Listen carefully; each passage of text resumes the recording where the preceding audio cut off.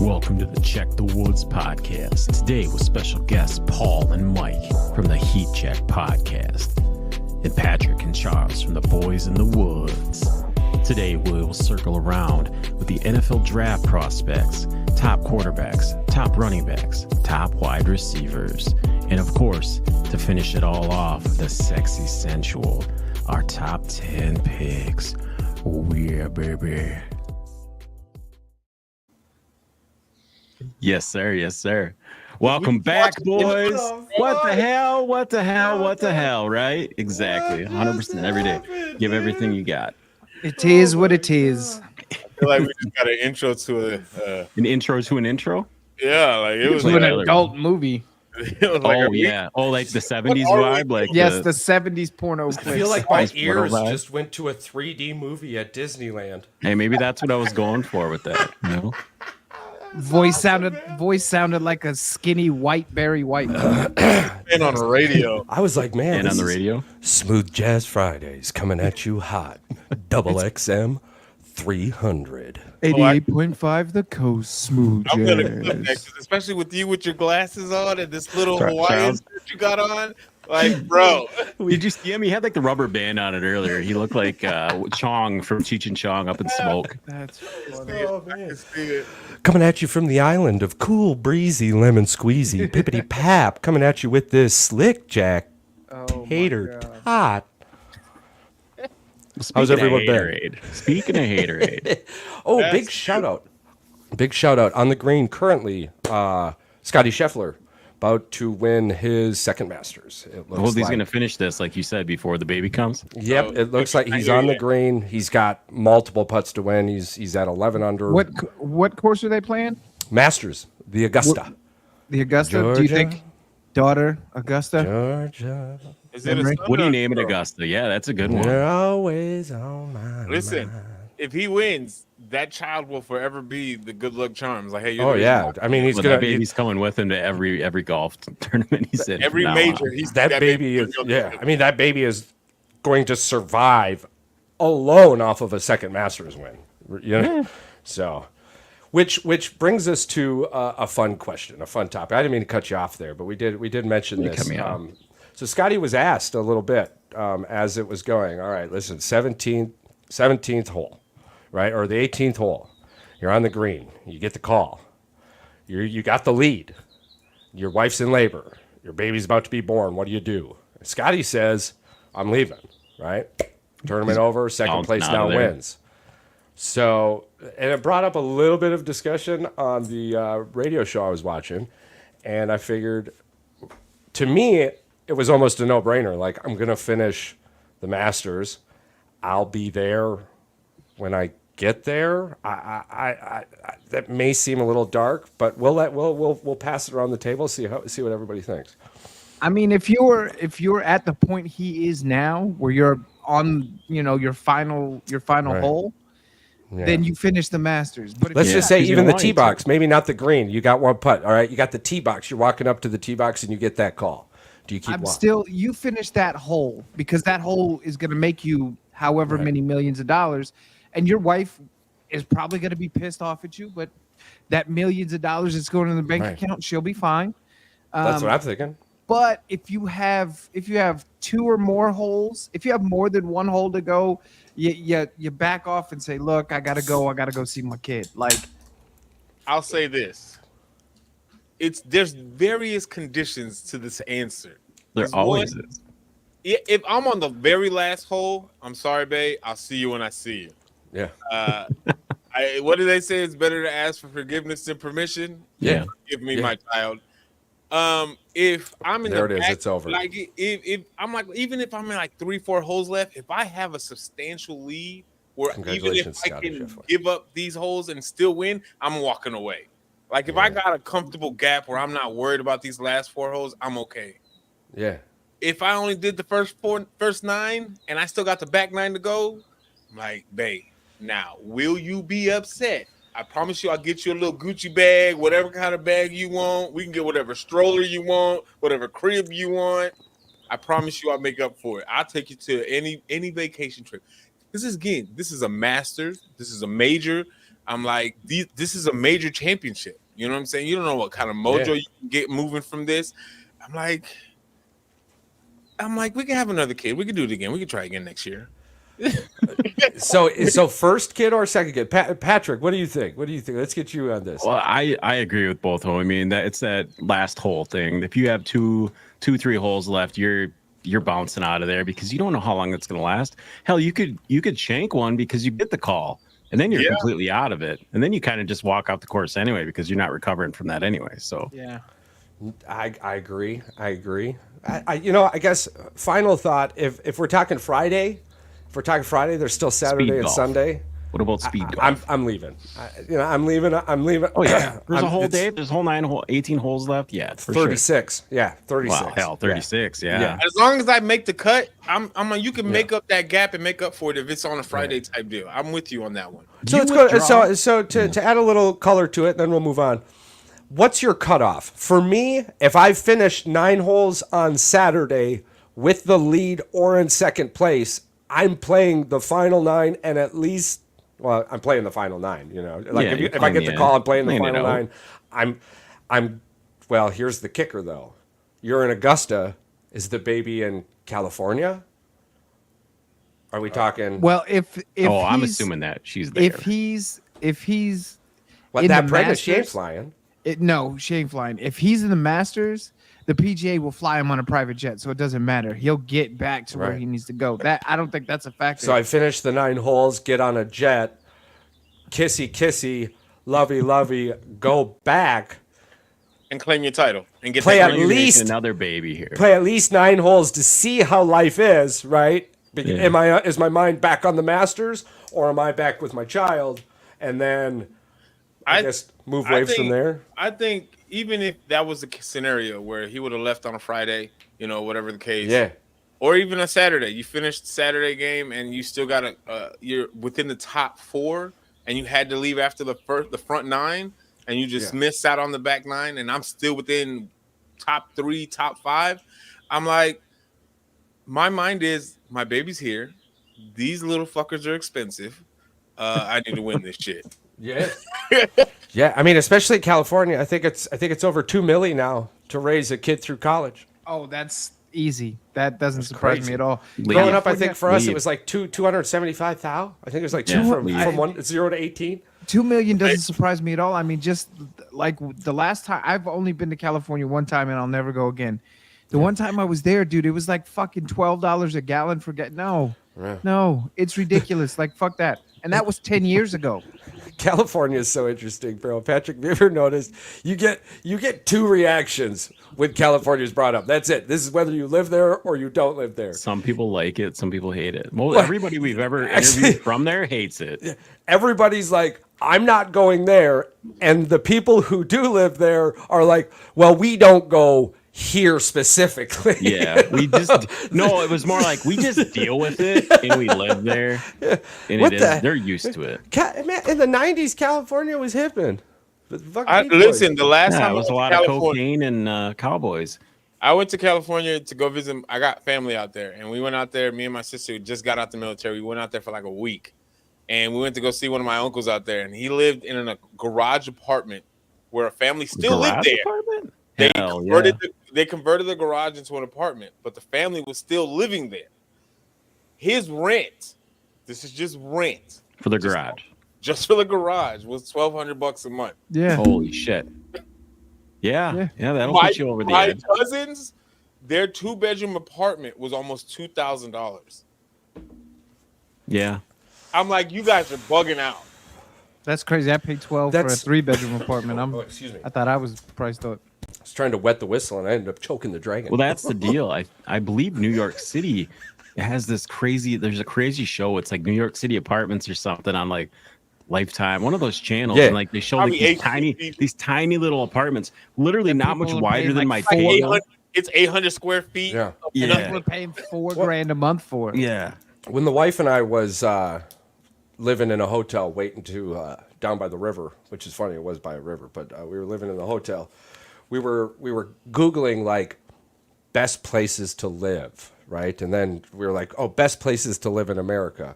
And 100% of the time, if the list had any California anywhere on it, I deemed it trash and moved on. I found a new list. So moving on to our new California's list. not on that list anymore. Baseball. We've got a lot to talk about with baseball. And before we get into one of our favorite topics, We only got one thing to talk about in baseball. Well, we got one thing to elaborate on. We do want to. Would like to touch on a few things. I'll pull up the power rankings here in a second. But the New York Yankees 12-4. Healthy. Doesn't matter. They'll shit the bed like they have for the last 12 fucking seasons. So how long but before that happens? Let's calm down on the Yankee slander. 27 World Series. That's all I'm Oh, saying. let Yeah. it go. You sound like a Cowboys fan. How many of them happened in the last 50 years? Like maybe One. like 8 of them. One. Yeah, Like- no, in the last 50 years, like 8, I think. Listen. Hold on. I will not be- 2009 was cool. 2009 was cool. But They won like before that- 11 in a row back in like the the Yankees. 1905. I will not allow Yankee slander coming from a person whose last championship before this one was 108,000 years ago. I don't like- claim to have the best organization. Plus or minus 3 zeros. And they but had to yeah, ride on a goat to get there. Listen, Exactly. Washington you crossed can the talk- Delaware you can sooner. talk shit about my Cubbies all you want. At the Washington end of the crossed day, the New York Delaware. The New York Yankees do the same thing every fucking year. Look, They I'm start not off even. great. They cost how much? How much is their roster? Like almost $2 billion, $3 billion. Yeah. They can't come up with nothing. Injuries have played a part in their demise Look, over the last 4 or 5 is- years. So is coaching. Charles, let's just be honest. This team, So is you're talking ownership. about a team that made their porches and left and right shorter so that they could go out and get power hitters so that they would score more home runs to get more And people in the seats still because they were lose. losing. That's what they did. They came out and Steinbrenner came out and said that's what they did. They did that for a reason, so they would get more home run balls. So more fans would be able to get home. I don't know, whatever you Look, want to call it. This ain't the Yankees of No, it's Derek not. Jeter. You're not the I understand No. that, to be honest with you. The last they- baseball game I was at, we saw Contreras hit 2 home runs. I think there were 2 more Brewer home runs, and there was Well, they fly one or- out of that one or stadium. 2. That's a hitter's ballpark. Oh my God, dude! But it's baseball. When you're there, them home runs go off, and then the Clam had the ceiling shut, so fireworks Smacking going. off, Oh yeah. my God, it was so. It's I electric, just- so I get it. I mean, I get it. I've never. The last time I really was into baseball is probably around the '90s Yankees, like Derek Jeter. What's his nuts? Alex Well, Rodriguez, yeah. CC Sabathia. Like Sabathia was later, but like Mariano Rivera, Brewer Jorge first. Posada, stuff like that. Like Technically, he was the Indians first. Yeah. you mean what do they call themselves now? They're not even the Guardians, Indians. my bad, The I'm sorry. Cleveland Guardians, who You are racist. tied with the Please don't cancel me. So the Cleveland Guardians are tied right now with the Kansas City Royals. The Kansas City Royals were picked to win, what is it? I think 75 games, and I thought that was too much. But Bobby Witt Jr. is looking like the all-star. Many people said he was going to be out loud.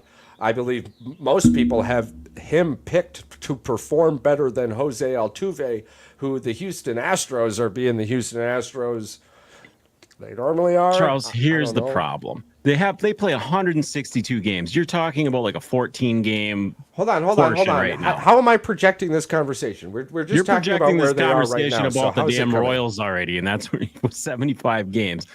Trust me, they can go on a streak where they can lose 30 to 40 games straight. They are the Royals. So Okay, This is where nice. I'm like I've already Let's exhausted get right the to the limits gambling of my. thing. That's what we want get to right to talk the about. gambling Let's get right to the gambling thing. Shohei Ohtani, gambling. Pete Rose. Oh no. Pete Rose looks like a saint compared to what's happening in Shohei Ohtani. Well, the problem is Pete Rose knew he was fucked when he got caught, and he said, "You know what? I did it. I did it." Shohei Ohtani is never, ever going to admit it because you got to think about that. Like in that culture, dishonor is a ginormous thing, right? Like I don't know if it's that deep why he'll never admit it, but we'll never hear a complete confession from Otani, even if he did do it. I think he did it. Is his interpreter a Japanese citizen or an American citizen? I don't know. I think he's Japanese. Oh, he's fucked if he's Japanese then. Yeah, he's going back to Japan. There's Shit. Oh shit, that's not good. He's gonna. And someone said, "Where's his bookie? Where's the bookie in all this?" It's Shohei Ohtani. Stupid. I was Shohei his own bookie. You know what? It's probably a guy that has a guy that's insulated from the outside of another guy. You know what I'm saying? I don't know anybody who can bankroll the kind of money as a bookie. And yeah, I don't know about you, but I would agree. We can go around the table. You lost that kind of money, you're not just losing your legs. No. Doesn't matter what your bankroll That's not is. something you can work off. You don't float anybody who bets money millions of dollars. Nope. Unless that person has billions of dollars. Oh, you're gonna disappear. Yeah. Just not in the way you thought you was gonna disappear. Yeah.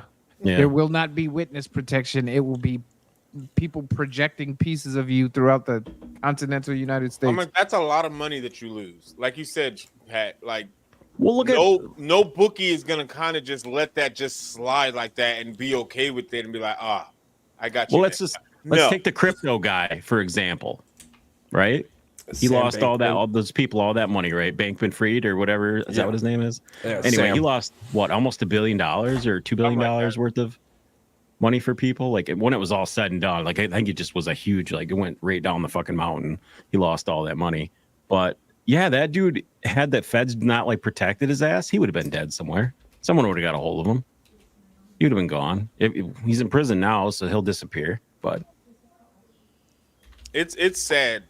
I'm like, but I don't have no pity for Shohei right now as far as like, because if he did it and he's trying to like push this on somebody else to catch the heat because you just didn't know what the fuck he was doing with your money. That's scumbag. That's Like, scumbag shit. That's douchebag stuff right there. Yeah, I can't.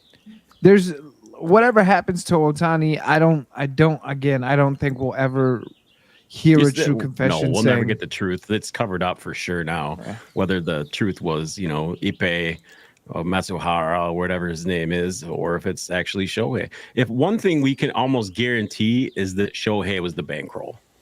Oh, he knew there was money missing. You can't tell me he didn't know money was missing. No way. That's even to a person who's making $100 million, that kind of money, the amount that went missing out of his bank is noticeable. In a year, like your Charles. financial advisor is going to tell you something.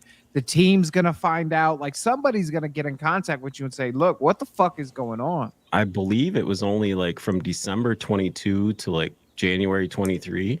Or no, it was a year. It was a whole year, almost a year. So $16 million in a year. I can't buy Shohei as a victim. Like it just doesn't make sense to me.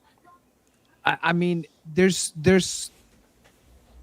certain ways I could, but it doesn't. None of those ways present themselves. Like if he presented as somebody who's fantastically gifted athletically, but had like Asperger's syndrome or a form of autism, I could see somebody taking a good advantage of him, and he just doesn't have that kind of business mind. I get that, but that doesn't seem to be the case. It's never been brought up. It's never been mentioned. So I can't buy Shohei as a victim in this. You're a fucking grown ass man. Charles, he doesn't get a pass from you either. No, he never will. I could see the disgust on your face the entire time as we're rolling through this. It just doesn't make any sense. Dude. No, Again, it doesn't make any sense. We don't know any facts either, but it just doesn't make sense. You're gonna sit here and tell me as much money as you make. You're not gonna sit here and tell me you don't have somebody of intelligence monitoring every single penny that's coming in and out of your account, and you're just gonna be like, "Hey, Well, 60 is missing." okay. Here's what you do know: the feds came out and said that he didn't even set up his own bank account. They said that Ippei set up his bank account. So technically, they're saying no. This is what I'm saying. These are what the feds said. The feds said that he set up the bank account for Shohei. So he was technically in charge of it because he said Shohei didn't know who to trust. So he trusted Ippei or whatever. How do you say his name? This is gonna really kill me. But he set up the bank account for Shohei. This is how the feds are saying that he was in charge of the money. So that's why he took advantage of Shohei. You know what this reminds me of? That incident with Lonzo and his dad and that friend that they had, he was like stealing money. He stole like $1 million or $2 million out of Lonzo. Oh, from the shoe deal. Yeah, Yeah. big baller bullshit. Like, it's almost like, how do you not see it? Right. And I that can't dude still wants make Lonzo to go back with Big Baller Brand. Like, Shohei Ohtani's not fooling anybody, but I'm with y'all. He's never going to admit it. It's impossible for him to want to admit it.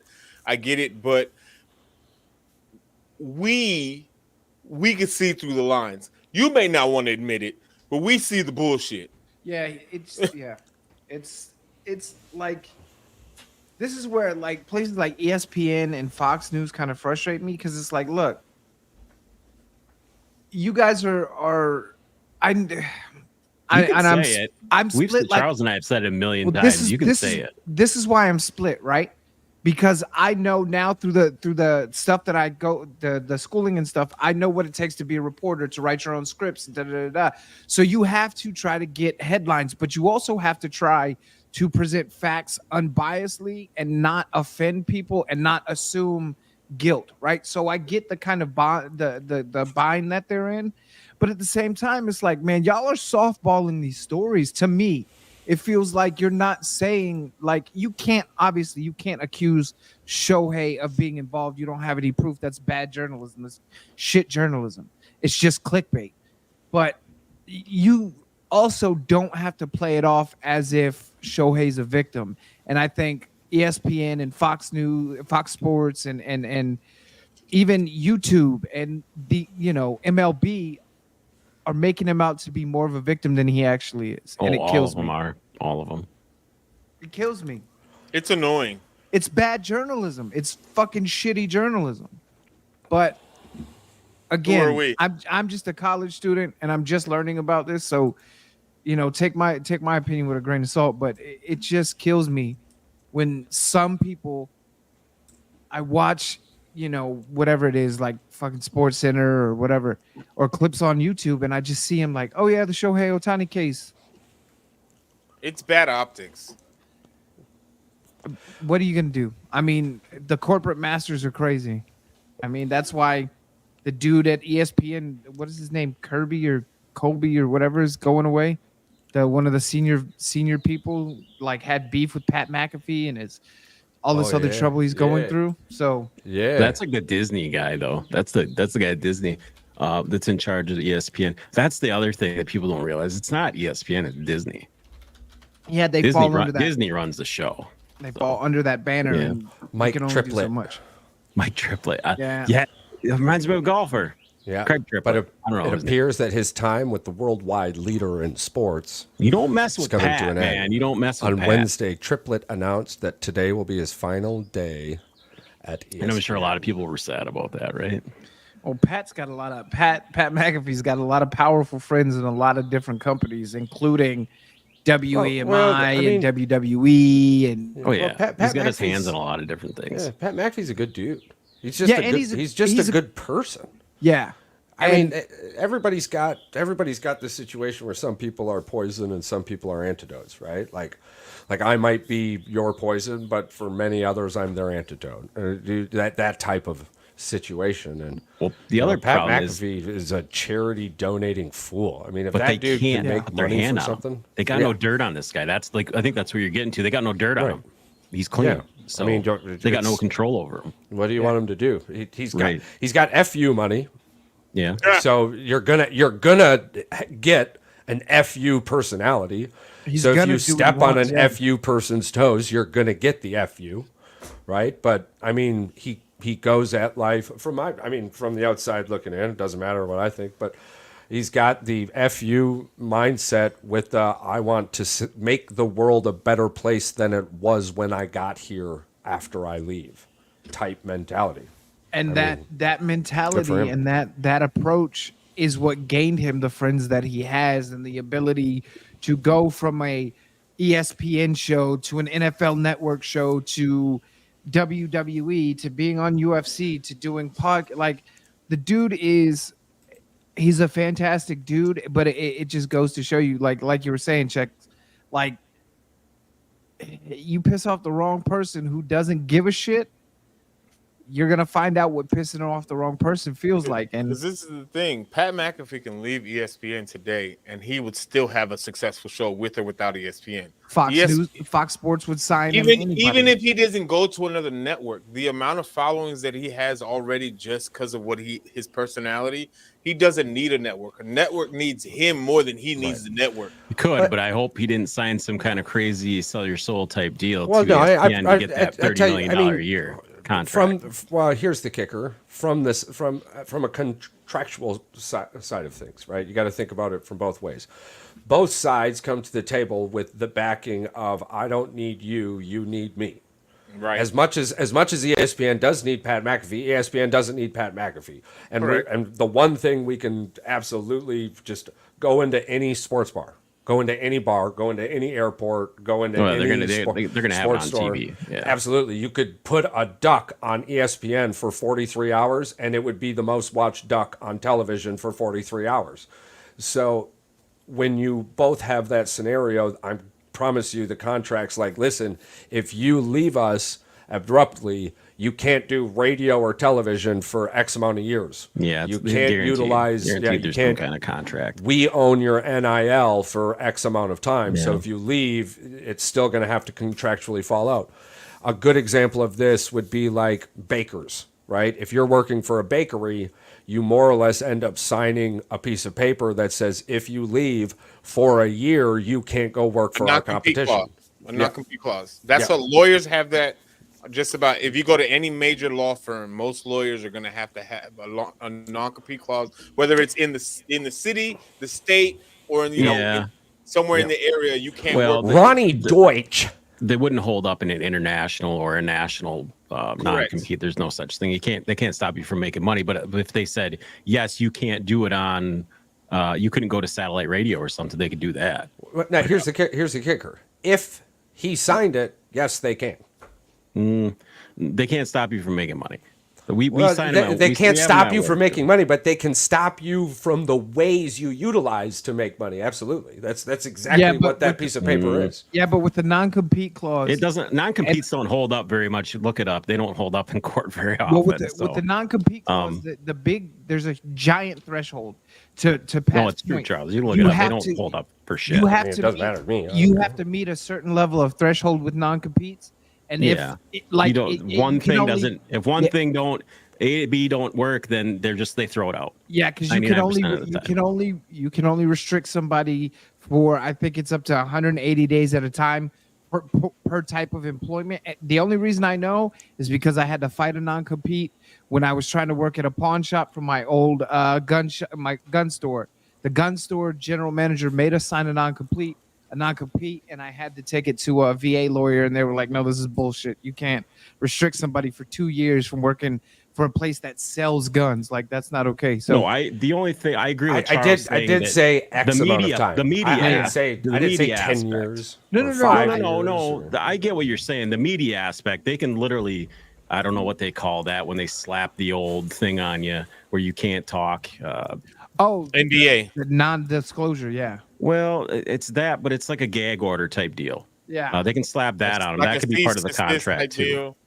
Yeah, well, he can't just be like, he literally can't go talk about any of the shit that he talked about at ESPN. They would just be like, you can't talk about that. Then he'd be like, well, shit, what can I talk about? It's like copyright or something like that. You can't talk about this because it's like you're letting out trade secrets, almost like type deal. Well, here's the thing. Most of the money that he's made came from ESPN. Like, he did not make that much when he was doing it himself. He already signed a mega deal. He signed a mega deal. Who did he sign for? Who did he sign with before this ESPN deal and then backed out? FanDuel. Yeah, FanDuel. He did a little FanDuel. Like $100 million deal or some shit like that. I think he was part of the crew that started Barstool. Yeah, I think so. Originally, Barstool's been around for like 10 years, though. You sure he was part of that? Yeah. He's about to look it up. I thought they brought him in after they started Barstool. Maybe.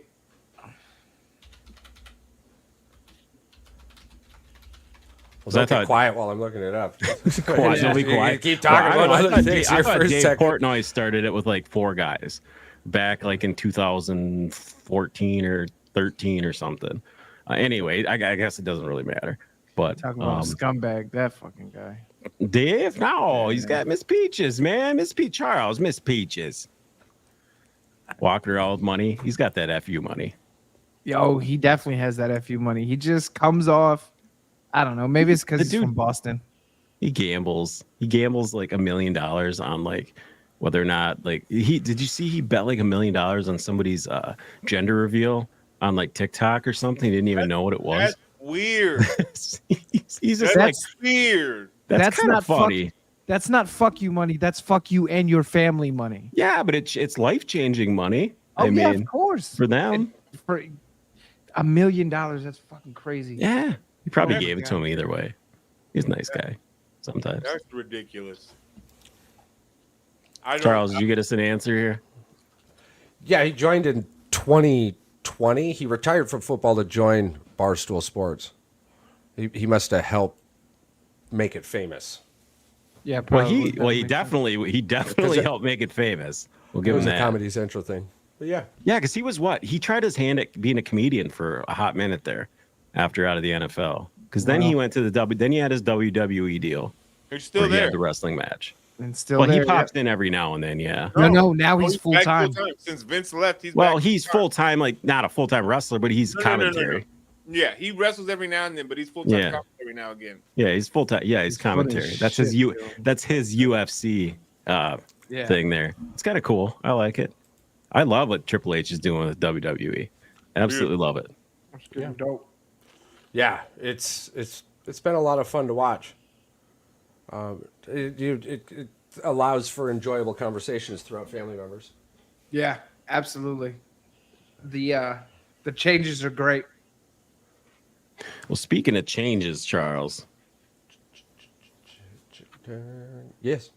Oh, David Bowie reference. I appreciate that. no, we can talk about a couple things. A few things have changed in sports since the last time that we spoke. OJ passed away.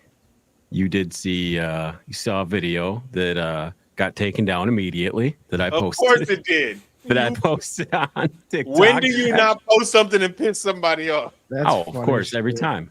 But the reason it got taken down is not the reason that you would think. The reason it got taken down was because because it showed the court thing. Even though I took the background out with the gloves and everything, that was the image that somebody flagged. Like of all the things, come on, man. They're mad about a photo.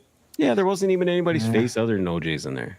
Now the Hey, whole I called situation. Tom Gore as a clown, and Facebook banned That's me for true, being a Charles. bully You got and, put in and harassment. Facebook jail for a fucking year because of some stupidity. Yeah. I need you Yeah. to elaborate. That whole situation. No. though, That whole Charles OJ will go situation. through it for you. Oh, the OJ situation? Yeah, that whole situation can be summed up in 2 words. Fuck them. Did you hear the latest though? That he What? made his kids sign an NDA before they went and saw him on his deathbed. For what? Oh, that means he definitely Barstool posted this. It was he definitely confessed to killing their mom. yeah. Well, I don't know if it was that. Someone was talking about the kid, the oldest son or whatever. Like 'cause he was a chef and he hated her. He hated Nicole. I don't know. That was a lot of the comments that were on there. That's why.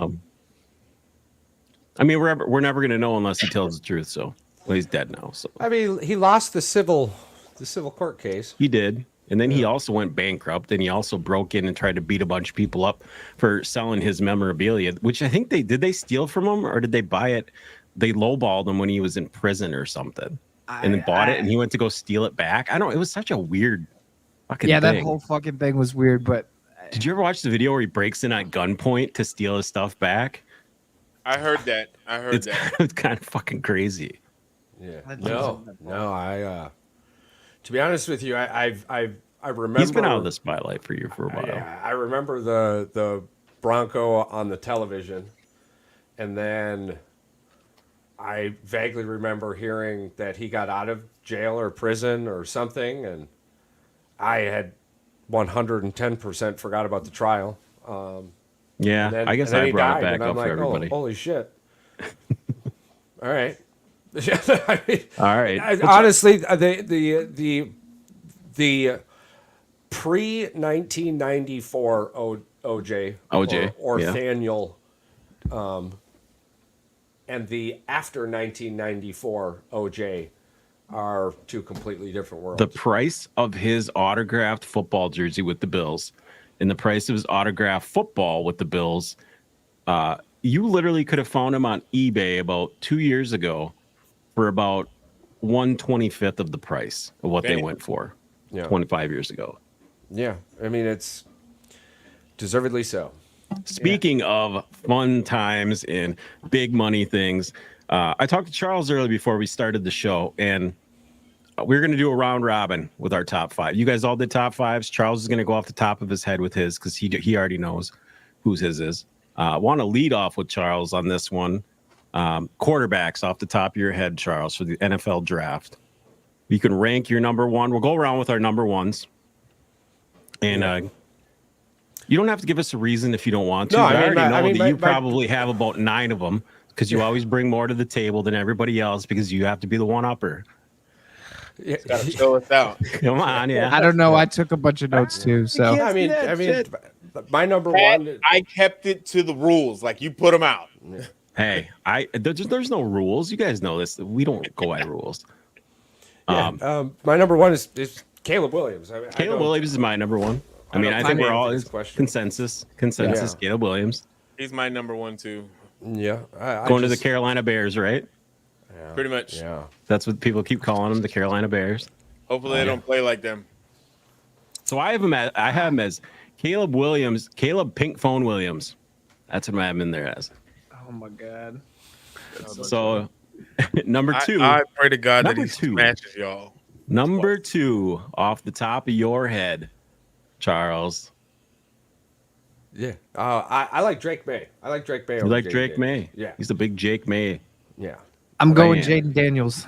I like Drake May. I got Jaden Daniels. I got Jaden, not quite Lamar Daniels. I knew Charles was going to like some of these names. Wait till we get down to the bottom. Wait till we get down to the bottom of some of these guys. I'm excited. Do you I mean, believe? my number you 3 is believe- Jaden Daniels. So if you believe Jaden Daniels is number 2, you believe he's going number 2 to the the Commanders? I think so. All right. I thought So, yeah. Charles, but do you believe that the Commanders are going to take him and Drake May? No, I can see Jaden Daniels dropping I to can see 11. him too. 11? I can see I think him he dropping said to this 11. earlier in another podcast episode. I can see. Okay. I mean, Anything is possible at this point. Here's That the would be kicker. crazy that a Heisman drops if he that didn't low, though. if he didn't transfer to LSU, he wouldn't be in the top 10 conversation. And This is true. I applaud him for that. I applaud the coaching staff at LSU. I applaud the players around him. I applaud him for being that type of person that can create those type of plays in that type of environment. But outside of the Bears, there isn't another team that is going to grant that gentleman that type of environment. No, And if probably you not. don't think you're going to get a winning season out of him, I see him going to a team that isn't going to start him. And if that's the case, if Drake May goes 2, Patriots trade out of 3, there isn't anybody from 3 to 10 that's looking for a quarterback. They're in there looking for offensive talent in some form, whether it's an offensive tackle or a wide receiver or the quarterback. Interesting. At that I point. think all 3 teams it's gonna go quarterback right off the bat for the draft. Yeah. I could If they don't trade. They don't trade. absolutely. But this is my thing. If New England trades down, let's say the Commanders end up picking Jaden Daniels, number 2, right? And they don't pick May with the 3rd pick. Who do you possibly think would trade with them to move up that far outside of maybe Minnesota? Well, And Oakland. what's gonna be left depending on it's gonna depend on who they're trading down with. How far down are they going down, and what's gonna still be available that's gonna seem suitable for the Patriots? Well, you would have to assume that they're smart enough not to hurt their franchise. So if you're going to go from 3 down, you have to look at 4 through 9. And I don't think there's anything there 4 through 9 that 4 through 9 can't already get because the 2 they would want in that scenario would be 9. taken. They can have our 9. We'll take your 3. And But we'll- that's No, that's you're what. gonna What, like but what I got going what for could you the at 9. Bears give up? And on the other side of that, what could the Bears give up at 9 to get to 3? As far as my knowledge, they still don't have a second round pick this year. No. So And you don't I'm going mortgage the back future when you're and trying to build. I'm going back, and I'm not gaining anything behind me significantly until next year. If I'm up in the 1, 2, 3, 4, 5 position, I'm not in a position to not gain now. yeah. It's mean, going to be interesting. It will be. It will be. So then you look at 11. 11 is comfortable, but if you're the Patriots, I don't know, because you're not going to get the offensive tackle you want to help protect Jacoby Brissett at 11 that you can get at 3. So I don't see the Patriots really trading out. If they don't like a quarterback, I see them taking the best offensive tackle. It's the smartest move. So Joe Alt comes off the board first. I can see Joe I Alt think coming I off can the see board him at at 3. 5. I mean, if the Commanders take Jane Daniels, though, I don't see why the Patriots wouldn't take Drake May. Think that's their savior? I think that's a situation. I think that's a Mitchell Trubisky situation, to be honest with you. All right, let's roll into it now. Number 3. I mean, I have Jane Daniels at number 3. I got Drake Drake May Daniels at at 3. number 3. Yeah. I got Drake May at 3. I I got got Bo. JJ McCarthy at 3. Yeah, JJ McCarthy. I got Bo Spicy Chicken Nicks at 3. Really?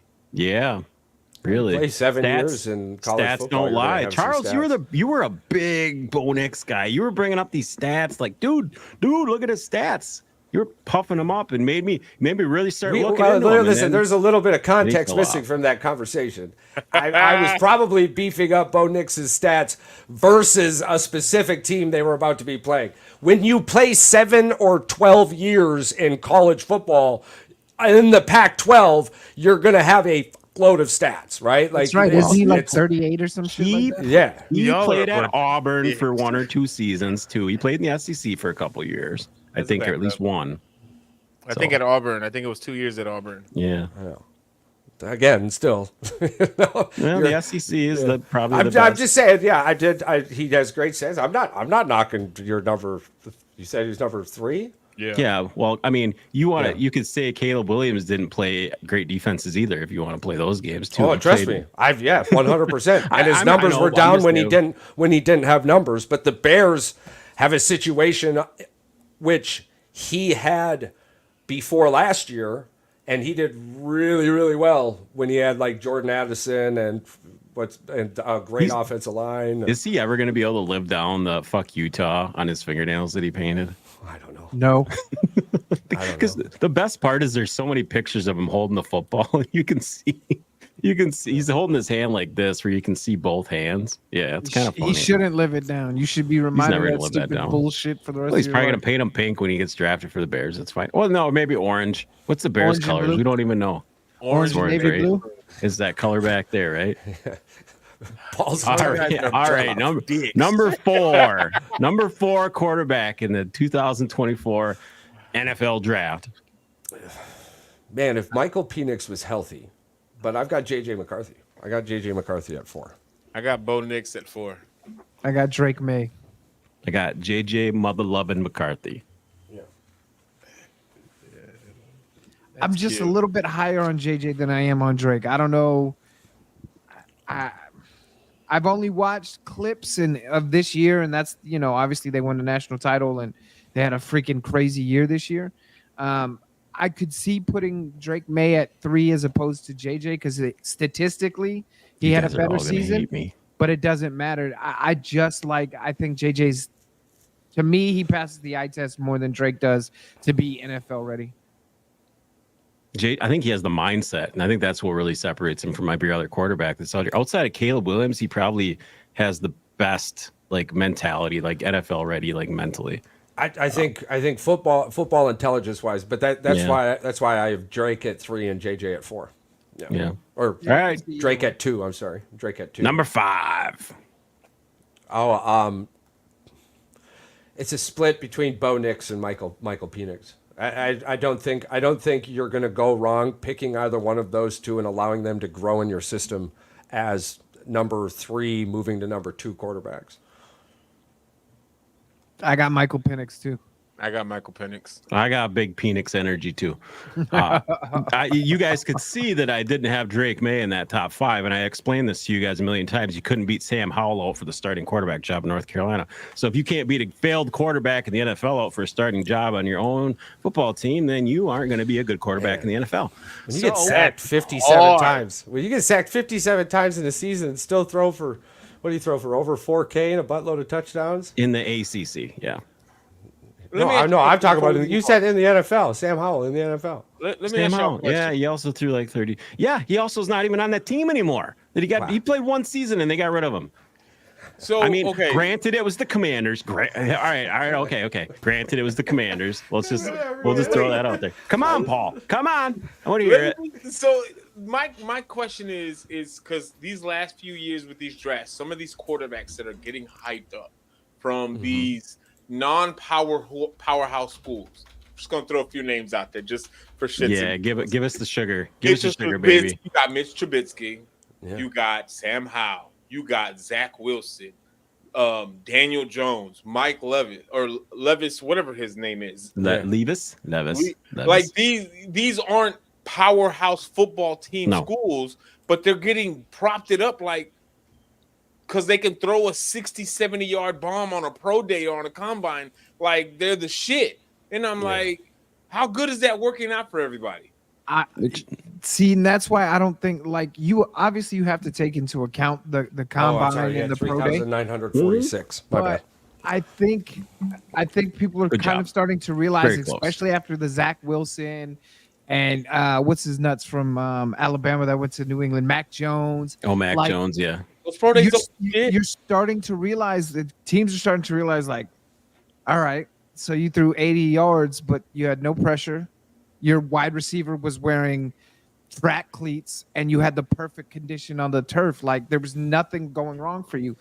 I want to see teams start making these fuckers uncomfortable in their pro days. Start I'm not saying the passer, do one-on-ones. Exactly. I'm not saying have them tackle. We're going to see a guy get hurt. I need some action to live up to what it is that you're doing. The skills you have. I want to see decision making. I want to see you going through your progressions. Even if you got a linebacker coming at you and just tapping you, I'm cool with that. But just give me the pressure.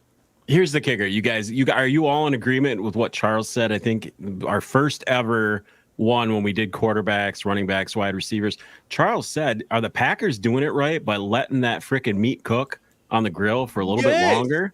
Are they doing it the right way? Is that what it is? Because all these other teams are just hitting that fucking panic button, like boom, and they're like, "Hey, this guy's starting for us regardless." The fact that they're not allowing them to develop as a quarterback behind somebody that's, I'm not saying everybody has a Super Bowl winning championship. No, they don't have to be elite, but like you said, however, you gotta let them, like you said, cook. Let them learn. Let them see the good, the bad, the ugly, and all that. So that way, when they're ready to be the starting quarterback, they've seen just about everything being thrown at them, so they're not looking out here like a deer in the headlights, just lost. It's easy to do. I mean, I'm telling you right now, it's really easy to do. There was a comment made briefly the last time that not all teams get that luxury, but the kicker is that all teams can buy that luxury.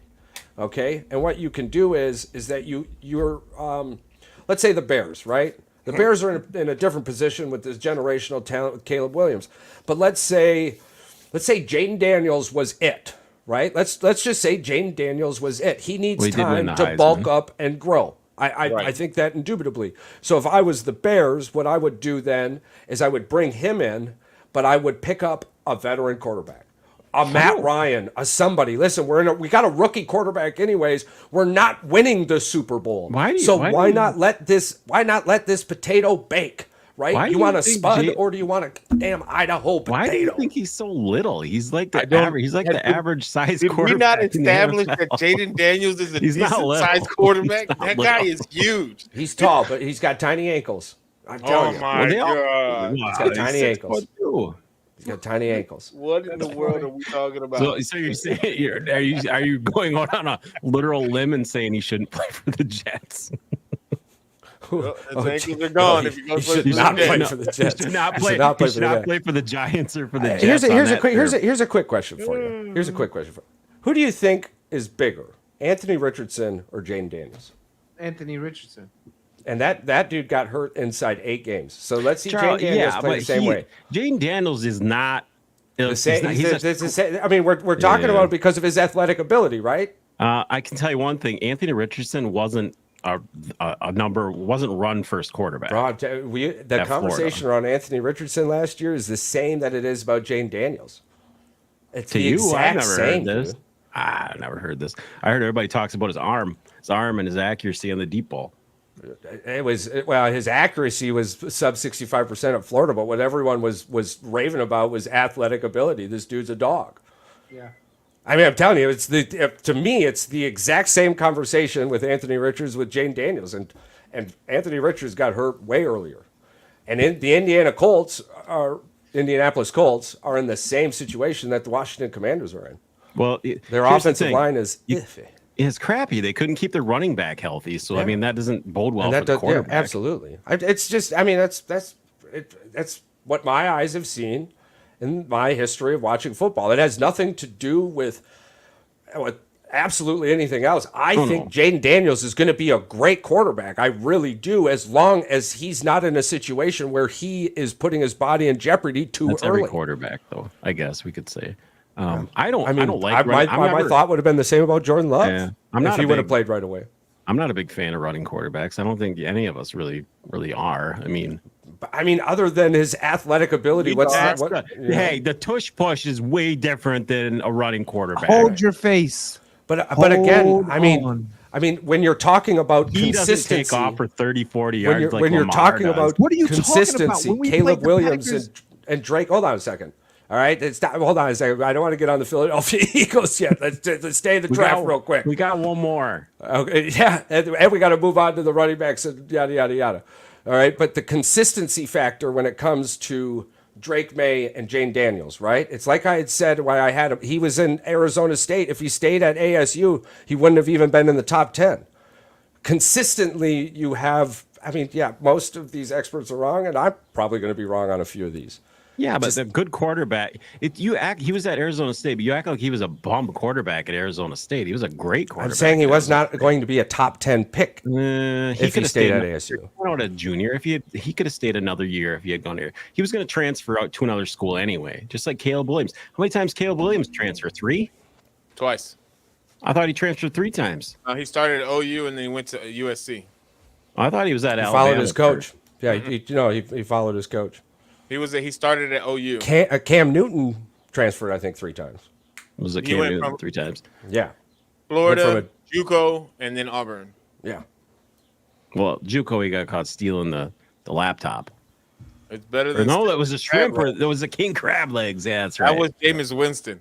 That was Jameis Winston that stole the crab. Oh, Cam Newton got accused of getting bags full of money or his mom's house getting paid for or something. Yeah, something like that. Yeah. Yeah. All right. But didn't mean to cut that the tush push conversation out. No. It's all good. I understand why you would say that, but here's my problem with that. Yeah. When Jalen Hurts played against the Green Bay Packers, he ran for 157 yards. That's not a tush push merchant. That's a running quarterback. Jalen Hurts has had one of the 2 very successful plus 500-yard rushing seasons, plus 10 or 13. He had in 2022 13 rushing touchdowns, and in 2023 15 rushing touchdowns. Yes, 2023 a lot of them were tush pushes, but let's not say he's not a running quarterback when he slices teams up for 100+ rushing yards. There ain't quarterbacks who aren't rushing quarterbacks that can do that. That's all. Well, there's one of them that isn't in the league right now. We all know who that is, and he hasn't been signed for like 5 years. Let's get him back on a team. Who's that? Are we talking about Colin Kaepernick? Colin Kaepernick. Oh God. Because you wanted to talk about him dicing up the Packers. The moment you were like, Jalen Hurts ran for 1157, I'm like, that's it. Fuck. Kaepernick went like for 375 or some shit like that. Yeah, Colin Kaepernick ran for 3 football fields in a playoff game. That was just a joke. I wasn't trying to bash on anybody. I was like, let's get him back in the league. He can run for 300. Old Squidward himself. The trash lead, Colin Kaepernick. The trash league. All right. Do you guys want to do running backs or wide receivers? Don't I make can- no difference. I can go either way. Let's do wide receivers. Fuck it. That's what it's on. All right. I think we all know who our collective number one is going to be, but it's entirely possible that somebody else. They kind of is a 1A, 1B. But I could see that. I could definitely see that. not me. You're gonna hate mine, but I'm gonna go wide receiver 1. I'm gonna go Malik Neighbors. I got Marvin Harrison Jr. still. I got Marvin Harrison Jr. because he doesn't come to the field with a backyard work ethic. all right. I got Marvin, not quite his daddy yet. Harrison. Yeah. You get what I'm saying? Yes. He's We just got a, it. Just he's a little bit Yeah. smaller in his. Because I mean, you did have his dad talk for him at his pro day very that he true. decided Very the true. day of he wasn't going to. All right. Number 2 is where it starts to get a little dicey for me. I got number 2. I got Rome. Yeah, Rome didn't fall today. Udunze. That boy is gonna go places. I think he is too. I believe he's the next Justin Jefferson. The I'm two, like, that's a very good comparison. He's a big body dude who's Yes. going to be able to use his body. He's got an NFL size body right now. He just And needs his to learn work how ethic to is break crazy. man coverage. Yeah. How do you do against Mike Sanders still? How did anybody this year do against Mike Sanders? I'm Still? just saying. Hail to the You victor. just had to throw that on there. I have Rome as number 2 also, though. I have. Just- That's where I have yeah. Marvin Harrison, number 2. Yeah. Okay. I don't think any of these you really can go wrong in the order except for like maybe the first 3. If I put Adonai Mitchell as number 1, and then Yeah, that would be a little weird. maybe would maybe be- that one. And this is coming from a Texas guy. That would be a little weird. Yeah, because All right, Charles. All right. Number 3, I think, is where would the men separate the boys here. We'll see. Malik Neighbors is number 3. I got Malik Neighbors at number 3. I got Romo Dunze. I got Malik. Wouldn't you like him to be your neighbor? Would you be my neighbor? Absolute and 2. Yeah. This is one I have number 4, and I don't think a lot of you guys are gonna agree with me whatsoever. I might as well just say I'm it. almost certain that the last 2 are gonna be y'all gonna be like, you're stupid. You're gonna hate me for this one, Okay, what's but your I like number 4? I like this guy a lot. Keon, don't call him Gary Coleman. Oh my God, Keon! I can see Keon Coleman's a big ass receiver. You talk about NFL ready body. That dude is He big as is shit. I think he's gonna surprise people too, but he's not in my top 5. But he's not. He's not a terrible receiver to have in a top 5. It's respected. The problem with him is he lost out on not being able to have Travis Smith or Travis Hunter. No, what's his quarterback? Jordan. Who's his quarterback? Jordan. Jordan Travis. Jordan, I keep- Jordan. why? Yeah, Fucking, yeah, that guy. That I- guy. I got That it guy. at 4. I got Brian Thomas. I got Brian Thomas Jr. at number 4. Man. Come on, Charles. Well, see, Disappointed. to me, one of the fun things about it was I started thinking when you're talking about after 1, 2, and 3 on this board is gone, I think situationally it fits really well. Like let's pretend Roman Wilson goes to a spot where he's not acting as a number 1, but he's acting as a Wes Welker slot receiver. I mean, now we're coming back talking about, man, Roman Wilson should have been the number 2 or number 3 wide receiver, right? So, but even with all that said, I have Mr. Andonia Mitchell from Texas, number 4. That's who my number 5 is. Adonai Mitchell. My 5 is Adonai Mitchell. Yeah. Number 5, Troy. He's not Dick Franklin. Yeah. I can see that too. What Again, are you doing with these names? Well, I told you I got names. I have names all the way down. I told you I made names. I'm loving it. I had fun with it. I was trying to have fun with it because I knew I couldn't have like an extra. Like Charles had Charles had like 15 for some of these. Like for college guys, probably not so easy, but for the NFL, hell yeah, you could have won all day. Yeah. I can dig Yeah. it. I can dig it. What you I got? thought Charles would like that one. Yeah. Dick Well, Franklin. I enjoy them all. For number 5 for me, I like Lad McConkey. I like that. I actually like that pick a lot. Whoever gets him is getting a freaking stud. Same thing with McCaffrey's brother, Runs who a I believe is going to be 4.39. a second rounder. He's Someone's 6 foot. getting a steal in the second round if they get That him. boy got feet and Luke he can McCaffrey, run yeah. routes. Yeah. They've got him projected as like pick 75 or something like that, which is Yeah. crazy. That's Don't gonna like, be a yank good McConkey, pick right Mr. there. McConkey. Yeah. I think Lad McConkey. McConkey is gonna be he's gonna be a lot better than a lot of people think.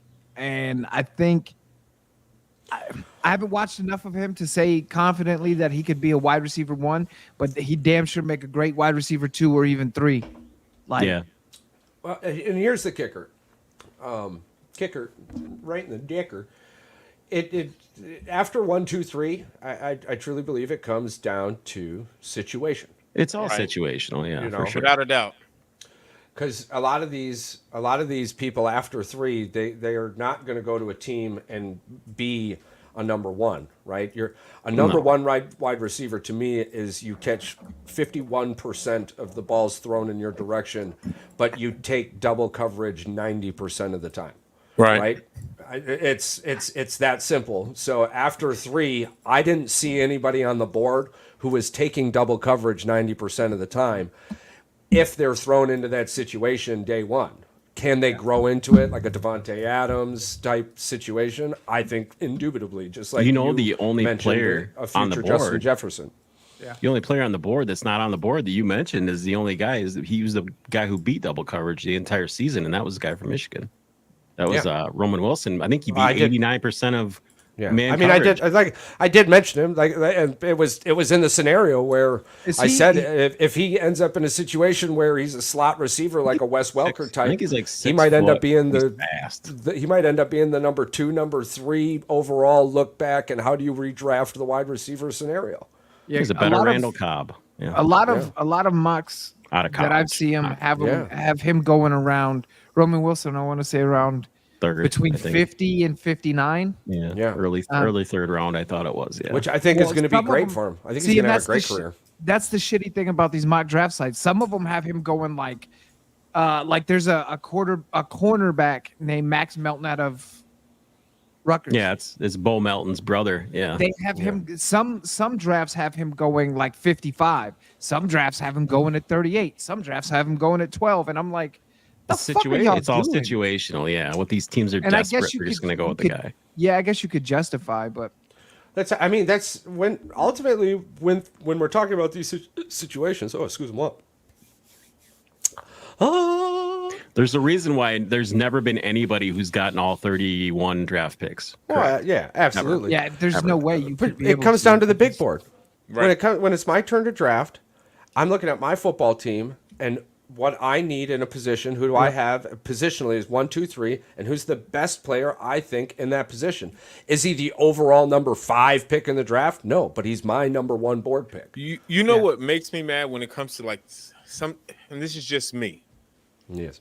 Y'all gonna let me know if y'all agree. When it comes to these drafts, when they say they just need to pick the best available player on the draft board, it pisses me off because it's like you're drafting somebody. Yes, they may be the best available athlete, player, whatever on the board. But if you don't need him, But do you really need him?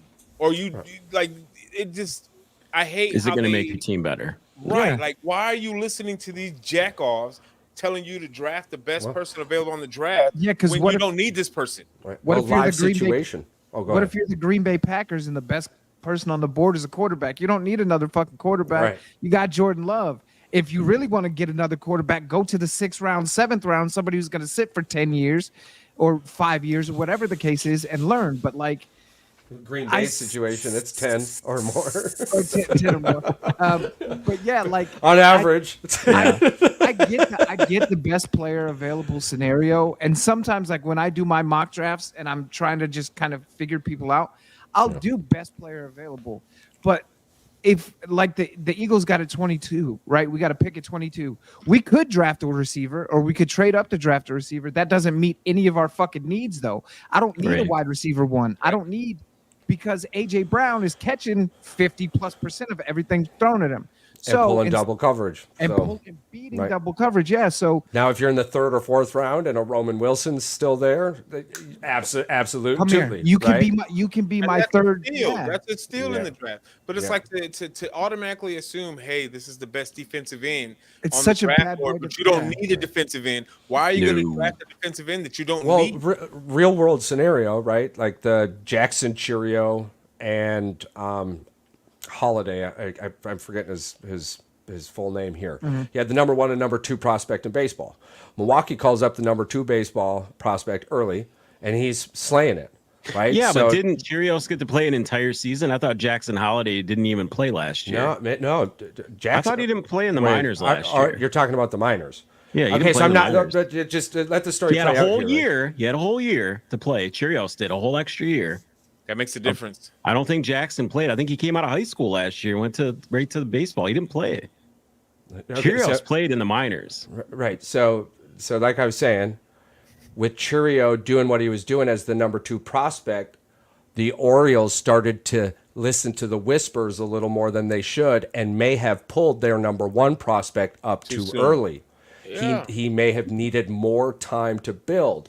But the allure of Cheerio doing great, the 2-1, it just seems like a situation where Baltimore would And have if been it better doesn't pan out for Baltimore, it's going to bite them in the ass in the long run. And here's the Absolutely. thing. Well, who's the last player this ever did pan out? Mike Trout. What are we talking about? No, though? Mike Trout played in the minors, I believe, for a season. I thought before he got brought up, he was like 18 and he was in the Yeah, I was minors. gonna say, what's the context of your question? I'm The trying to- context of the question is this: there has not been a Major League Baseball player that went straight from high school straight to the first plate appearance, is what you're trying to say. What about A-Rod?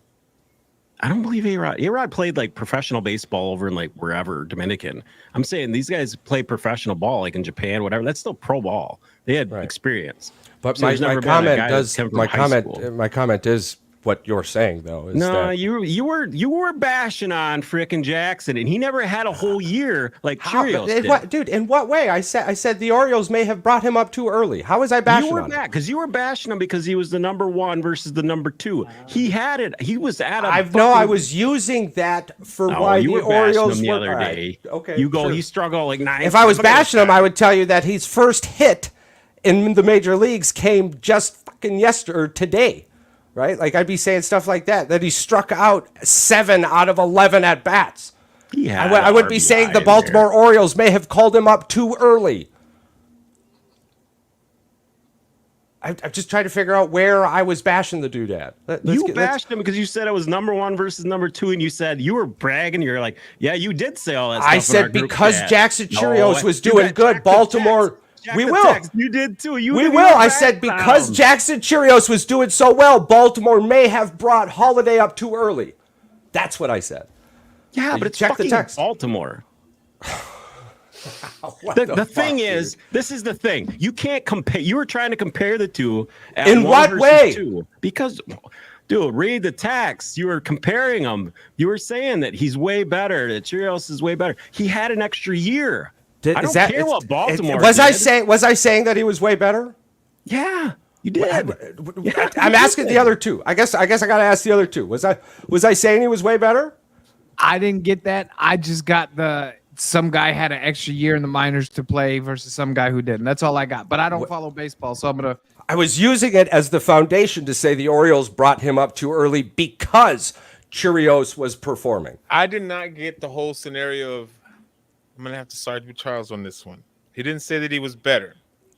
He just said that. How can he have an extra year? No. to sit? Hold on, Because hold they on, weren't hold even on. in the same fucking draft, dude. I hear you. They weren't. So I think weren't in the what same Charles is trying draft. to allude. I think what Charles is trying to allude is that yes, bringing up Cheerios is doing good right now, and Baltimore got this tunnel vision. Like, well, their top prospect is making it. Let's call ours, and they shouldn't have called their top prospect up so early, just because of the fact that.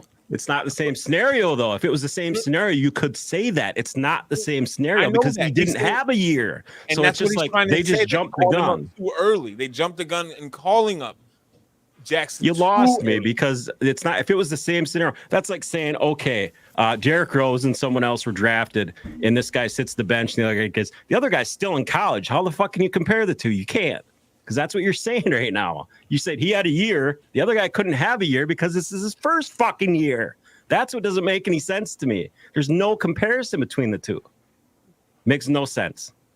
I wasn't comparing them. You did too. You said they let him sit. The other guy, they brought him up too soon. Bro, They everyone, didn't have an you're the opportunity only to one who let him took it as me sit. comparing them. I don't know what to tell you. I don't. I wasn't comparing them. I was saying because one was doing so well, it made the other one call the other one up too early. I don't know. I mean, you heard his name and you went off that I was comparing him. I don't know what else to tell you. Well, how could they let him sit when they didn't have a year to let him sit, though? What do you mean?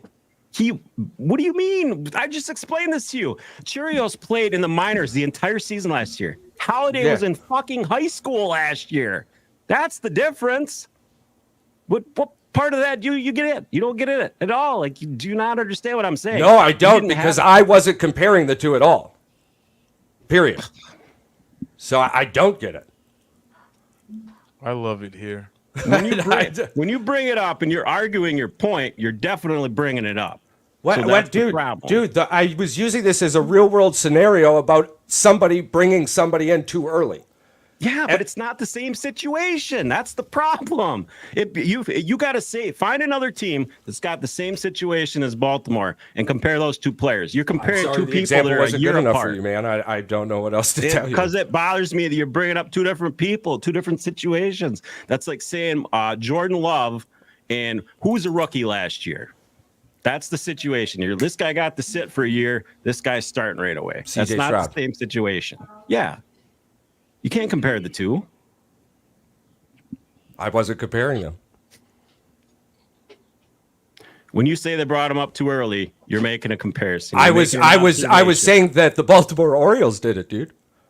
I wasn't doing it. I was, and the funny thing about all of this is that my whole statement agrees with what you were saying. That's why I said I don't understand where you took that I was saying that Holiday is trash and Churio is way better. Because you told us he was trash. You kept telling No, us. you'll have to go back and read the text. I'm saying I didn't. Paul said I didn't. Mike said I didn't. You're the only one who said I did. In our group text, yeah, you did. You brought up. You said this dude. What the fuck, dude?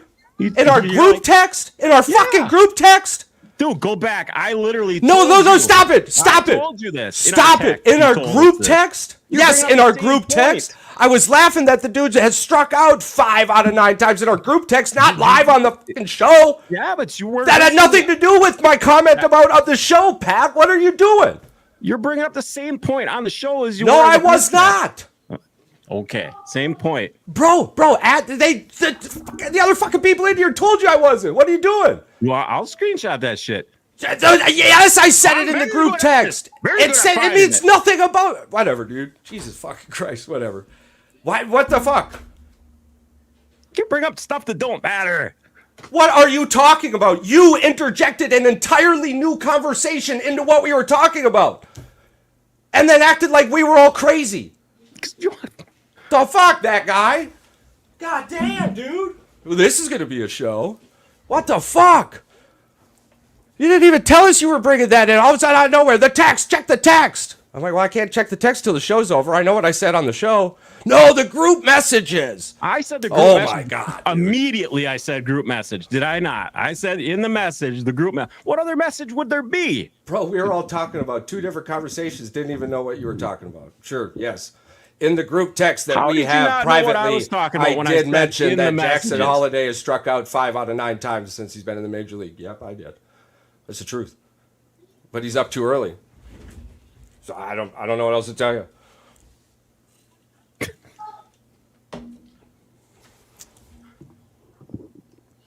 Are we gonna get to running backs or? Gotta love sports. I love this shit. I just No, you I don't. didn't You realize don't love that it. you came in on a different track. I'm sorry. You know, that we're all on the same page now. Yes. This is why we do this, because of shit like this. Holy fuck. You What? cut the baseball chatter out. Now You you're didn't want to- yelling you didn't at want me to about get Ryan? Jackson Holiday. Let's just get to the running backs. Yes, sir. I Who got we got as number 1? Number 1, I got Jonathan Brooks from Texas. That's mine. Never heard of him. Jonathan Brooks, you are a fucking liar. Audric Estime, Notre Dame. Yeah. I bet she's the first running back off the board. Probably because Jonathan Brooks is still recovering Yeah. technically. Yeah, he's still. Well, then he's why got would an he be injury. number 1? Because he's still the number 1 running back in this draft class. I Because promise. I've never Estime heard of him. can't touch Jonathan Brooks on the field. He can't. Never heard of him. All right, you're gonna hear about him Yeah. next year. Who you got as number 2? Number 2, I got shit. My phone just collapsed on me. Stupid iPhones. Charles, what did you have? I had Blake Corum. Oh, okay. See, I'm sorry. I'm talking over you again. It's okay. No, you're good, boss. It's okay. It's okay. No, we can all scream. It's fine. I got Blake Corum as number 2. I got Jalen Wright from Tennessee. Patty. Trey, I got High Benson. Okay. I got Jalen Wright at number 3. Pat, who or Charles? Who did you have in number 2? Blake Corum. Blake Corum at 2. Okay. Yeah. I got You said who at 3, Paul? Jalen Wright. Okay. I got Blake Corum at 3. I got Audric from Notre Dame.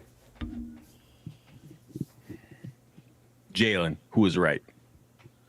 All right. All right. So far, it's pretty similar for the most part. Number 4, I got Bucky Irving from Oregon. I got Trey Benson. He's my number 4. Or I'm sorry, Jalen Wright. Jalen Wright. I'm sorry. He's great. Looking at 3 different things. Jalen Wright's my number 4. All right. Sorry about that. Mr. Patty. Blake, I won the Natty Corum, number 4. Number 5, I got Bucky Irving. I got Trey Benson at 5. I got Bucky at 5. Marshawn Five Fingers Lloyd. Nice. I don't think so. I told this you. is- I told you one of these is going to be like not like anybody else's. The running back one. I looked deep into the running back one with the power. I looked at the power statistics for Audric Estime, and I watched that Notre Dame game or the Notre Dame Ohio State game again. Against Ohio State. And Charles brought this up. One of our first ever podcast episodes we did in college football. Charles brought it up. Had they not effed up, they would have won that game because the dude was running all over Ohio State. They dominated the entire game minus the last minus the 2 coach minutes. fuck up. Yeah. 2 huge coaching fuck ups. So what round Absolutely. do you I mean, think and the the first running sad back thing goes is, out?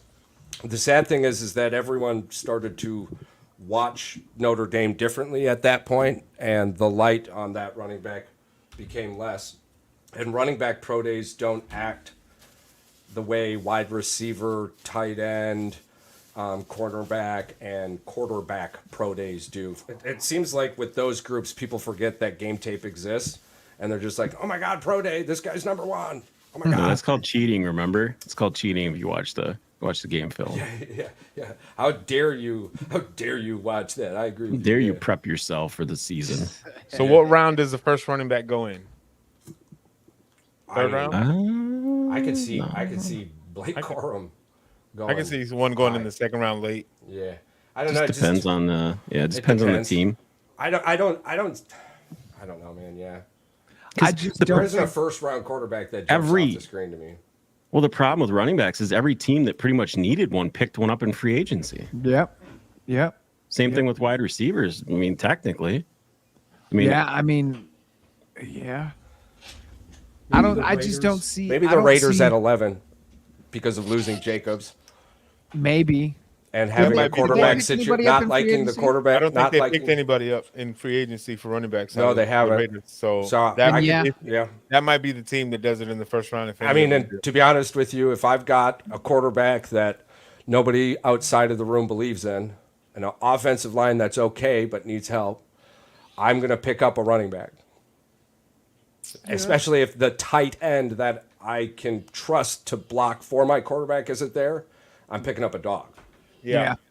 That makes Yeah, a I mean- whole lot of sense. There's some running backs in this draft that are big body, tank, built up style running backs. So all of that makes sense to me. The problem is like Pat said, and like you all have said, free agency filled the Green Bay which Yeah. is unexpected. Got Filled a the And they were blank for a young. lot of teams. I mean, Baltimore, realistically, they're Philly. young. Second contracts for out of their first contracts, maybe finishing their second contract. I mean, they're young, proven So- studs. And I probably gonna don't be think, going. and I don't think any of the running back prospects in this class are better than any of the free agent running backs that went to different teams this year. I don't think that. I think there are guys that like a Blake Corum. I think the dude could play anywhere and is going to be a bell cow somewhere, but I don't think he's necessarily better than a Josh Jacobs or Derrick Henry or Saquon Barkley because he just doesn't have that experience yet. So He's little too. yeah, that's why I think free agency was so heavy with running backs this year. I just don't Where's think Houston at? Houston, Yeah, what draft? What's their pick in the first round? they don't have one. I don't think they traded it to no. the Vikings. I think. Hold on, Houston. Because I know they got Mixon. I get right. They got Mixon. Yeah, they're not going to go and draft. They got Mixon. They're not going to go draft a running back. Not in the first round anyway. Or second round. Yeah, so Houston only has 2 second rounds, a pair of 4th rounders, and 2 7th rounds. Yeah, that second rounder, they're probably going to go. What do you think? Defense, probably. offensive line. I Maybe- could would say see offensive line. I could see a trade to get into 9th. Oh, for Houston? Yeah, Or right who's off the who's bat, Bears get next year first round draft pick from Houston some way or another, and this year's second round draft pick. One of this year's second. Add a couple more pieces to that. Bears get a second round draft pick. They've got pieces. I can see it happening. Do I think it's going to happen? No, I don't see how they pull that off. Just for the fact that it's like you don't know what pick you're getting next year. You know it's a first round, but you don't know how Right. good or bad the Texans are going to be. So that's a gamble. Yeah, well, depends teams, on but how- teams do this all the time, especially with the Bears. how hungry are the Bears for a second round pick? There are a lot of good I hear players you. I hear coming in that second round. And if it costs you the 9th pick and you can pick up 2 second rounders, I think because of the talent depth of this draft, I don't see that being crazy. No, Poles has done some crazy stuff these last 2 years. So man, like And if Caleb Williams is him, you have talent around him and enough offensive tackle talent in the second round that all of this makes sense. Oh yeah, yeah. I mean, you could. well, when you easily put it pick like up- that, you could pick up a really good tackle in the second round, easy. I and mean, the even center in the possibly. even in the Yeah. 3rd round, you could pick up a really decent, not starting right away talent. But at you can plug tackle, them in but and you could- out. You know, get the reps up, get the 40 to experience. 60% of the play Yeah, reps. and then eventually just I was going to mold say, him shit, into the Michigan's starting entire tackle. offensive line is out there. That's what I mean. Absolutely. So, I mean, yeah, there's definitely some good offensive. You're going to be linemen getting out at there. least 40% from them. Yeah. I mean, it's just, I mean, if it was me, I've got the number 1 draft pick I wasn't supposed to have. I don't need the number 9. I do need second round draft picks. And if I can get 2 second round draft picks and a conditional first or second rounder next year, I mean, and then you got to add a little more to that because Without of the giving up compensation. players, I can see that. You're saying Yeah. Houston is like their golden child. You're going to trade me the 2-for-1 deal with Yeah. that 9. And Houston's still banking on that Deshaun deal. So Houston has a plethora of wealth behind them right now to make this. They went So, cheap for sure. Yeah. Yeah. And I think it Who would do be you- a draft shocker, but if they pick up number 9, who do you think they go for? Because Houston, to me, needs linebacker help and they need cornerback help. I So wouldn't who do take. they go? I wouldn't take a linebacker in the top 10 though. That's the. I No, guess no, that's no. the problem. I absolutely like Yeah. my linebacker Well, one is Edrin Cooper, and he's I not mean, till at least. And you're not. you're- And you're you're not coming getting up Joe there. Alt. He's going Yeah. top 5. if you're going So- up there, you're taking a wide receiver. You're taking Yeah, one of the you're top gonna- 3 wide receivers. Yeah, I because guess. you've got an injury and you want as much help for CJ. The defense is fine. The offense is already good. Joe Mixon's going to help that. Well, I guess they don't know what he's going to be like when he comes back next year either. Yeah. But again, like we were saying, there's so much talent in the second round. If I'm Houston, I might not think I need to go in the first round. So Just hold on to it. I don't. I if the honestly Bears don't call think- me, yes, but I'm not calling the Bears. now, what the Right. 9? If they do, if they were to do at 9, it helps them get somebody like a Quinyon Mitchell or Terrion Arnold. It helps them get that secondary that they need a lot worse. But you can still get a Max Melton. You can still get what's the kid from Oregon? You can still get a Mike Santra still. You can still get all these great corners in the second round. So Yeah, I don't even honestly. I looked at a lot of draft boards, and I feel like you just mentioned two really good like defensive DBs and then safeties and stuff. But the problem is a lot of these draft guys, if you look at their draft boards, they don't really have very many corners, even anywhere near the top 30. Kool-Aid after Kool-Aid. After Kool-Aid, yeah, after they're dropped Cooper, down. Well, Kool-Aid and couple of Cooper DeJean are like pretty much that's 1 and 1A. I mean, those guys are almost guaranteed. I'm actually first day upset that starters. Cooper went and had an amazing pro day Well, because for the there was a Packer- really the high Packer thing. chance that he was going Yeah. to go to Green Bay, and now he had Yeah. this pro day, and now he ain't going to Green Bay. no, I don't There's- see you what guys that- no are way. you guys are picking at what 25? Yeah, 20, he was, yeah. I don't know if he would have Yeah, made it because that I think far we're down just there, I but- think we're just above you guys. Yeah. If Philly picks up Cooper DeJean, I'm okay because he can play safety, he can play nickel corner, Yeah. he can play outside corner. He doesn't play press. That's not his ball. He's more of a zone guy. But Yeah. if we pick up Cooper DeJean or Quinyon Mitchell as far as corners go in the first round, I'm happy. Or I would love Jared Verse, Leatu Latu if somehow they fell down to 22, but I just want to say it may be a slight disappointment, but Charles' slight disappointment that he's not going to get Cooper brings me joy to my heart. No, it's more than just slight. We were actually at our heart set on this, Paul. Like, So. the joy I'm telling you, dude. Like, it's it's a cornerback world in our first round, and if one of those two are on the board, we're taking it, and it more or less whoever Philly doesn't take, Green Bay's taking, unless somebody comes in and slips in between there somehow. Well, people keep talking about this, like the old haha Clinton Dix, Alabama bring Kool-Aid in, Yeah, like and I the just jerseys would be off the fucking charts in Green Bay. Yeah. Believe me. oh yeah, I'd buy one. there's so yeah, much. you- This is what's crazy. What's great about this draft is there's so much depth. Like Yeah. there's a DB depth specifically, but there's this kid who's projected to go in, I think, round 5 or 6. He's a safety. His name is I thought safeties Chiton. were really bad this draft. That's why everybody was going after him in the free agency. His name is Chiton Oladapo. Is that? And he's from like Western Michigan or something like that. I can't remember. Yeah. I think he had a crazy pro day. That kid is gifted, and if somebody can get him Ball in the hawk. 6th, 7th round, he's gonna. Man, it's crazy. But then you've got great like the O-line talent in this draft is fantastic too. Yeah. Because like you said, Michigan's entire offensive line Well, I is thought they projected said to go there's- 2nd or 3rd round, something like. There's so many people to pick. 20. from I think they this said year. 21 potential second string, first to second string linemen on here, depending on what team's needs are. I mean, that's pretty good if that's a projection by like NFL those are scouts. gonna Like, fly off the shelf. fast. Yeah, I mean, I oh yeah, uh, second round, third round, they're gonna be gone.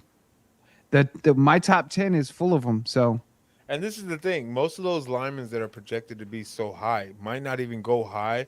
So it's like the teams that do get them in the 2nd or the 3rd round as steals, they're not having to cough up so much money because they're 2nd and 3rd round picks versus them being a 1st round pick. Well, you want to get into our first round picks? Who wants to go first? I can go first. I'll start mine. All Wait, right. wait, what? We picked our top 10. Did you Top not pick 10. your top 10? I did not get that memo. Or I You're missed that fine. whole- It's You're all fine. good. All right. You could have mine. You want mine? No. You're gonna like what all right. I'm picking at 9. You pick at 9 for me then with the Bears' second pick because we already know what number 1 is. All right. All right, Yeah. we'll do that. We'll do that.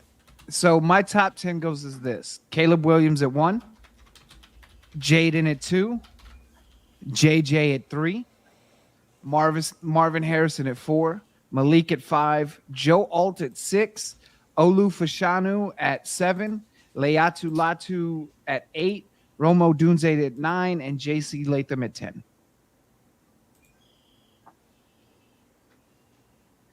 Nice. And all of this is just literally me looking at what's that website we were just on?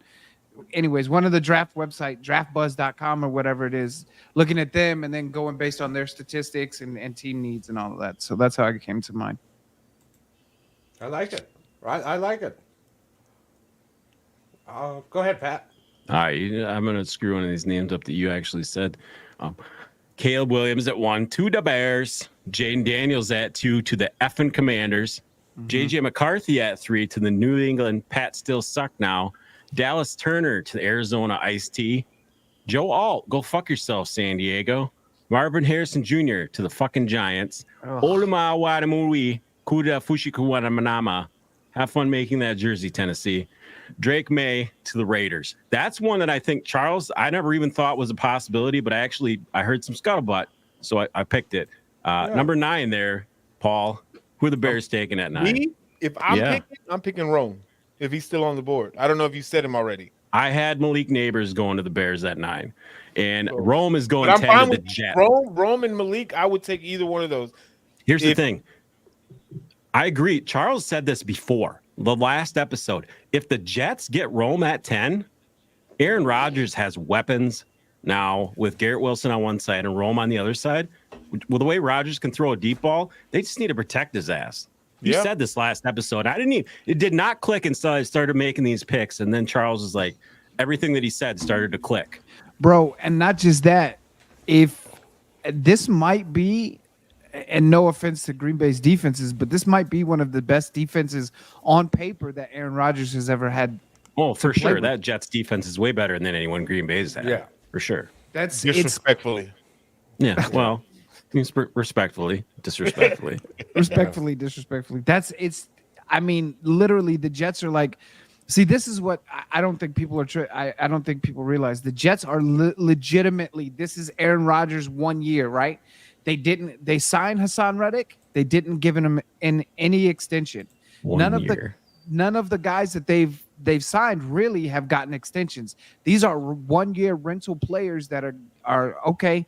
We think we can win a championship this year. Or they buff that defense up like a big time to try to win a freaking championship for sure. 100%. Oh yeah.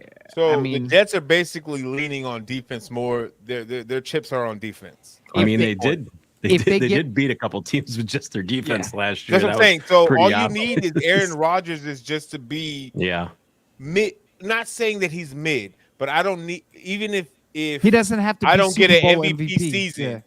I don't need an MVP season, but if you could give me 4,000, 4,500 yards, 25, 22, 24 interceptions, and his interception to touchdown ratio, is not so crazy. Sorry, Charles. Sorry. Your defense is basically going to win you your games as long as you're able to put points on the board offensively. Well, their defense is stacked. Yeah, and let's not forget too, man. Like that back, I mean, their defensive back core is crazy.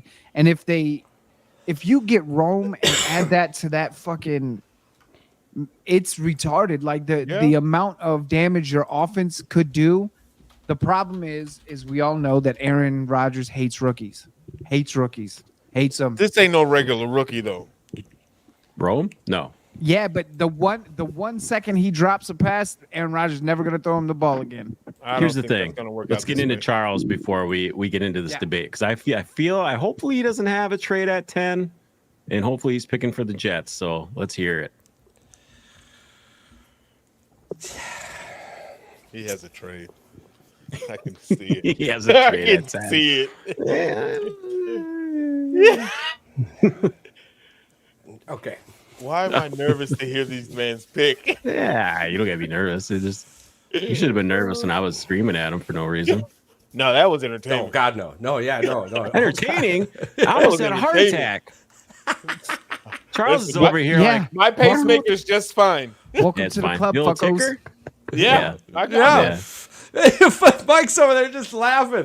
Mike that's the rule. What are you talking about, Mike? Earlier, Mike left the room and did this. Mike usually, there's the one time where Mike got upset and he almost threw the headphones. This time he slowly slips them off and slips out of the room like, I don't want to hear this shit. Well, no. So for me, it was half of it was like, thank God I'm not the only psychopath in this group.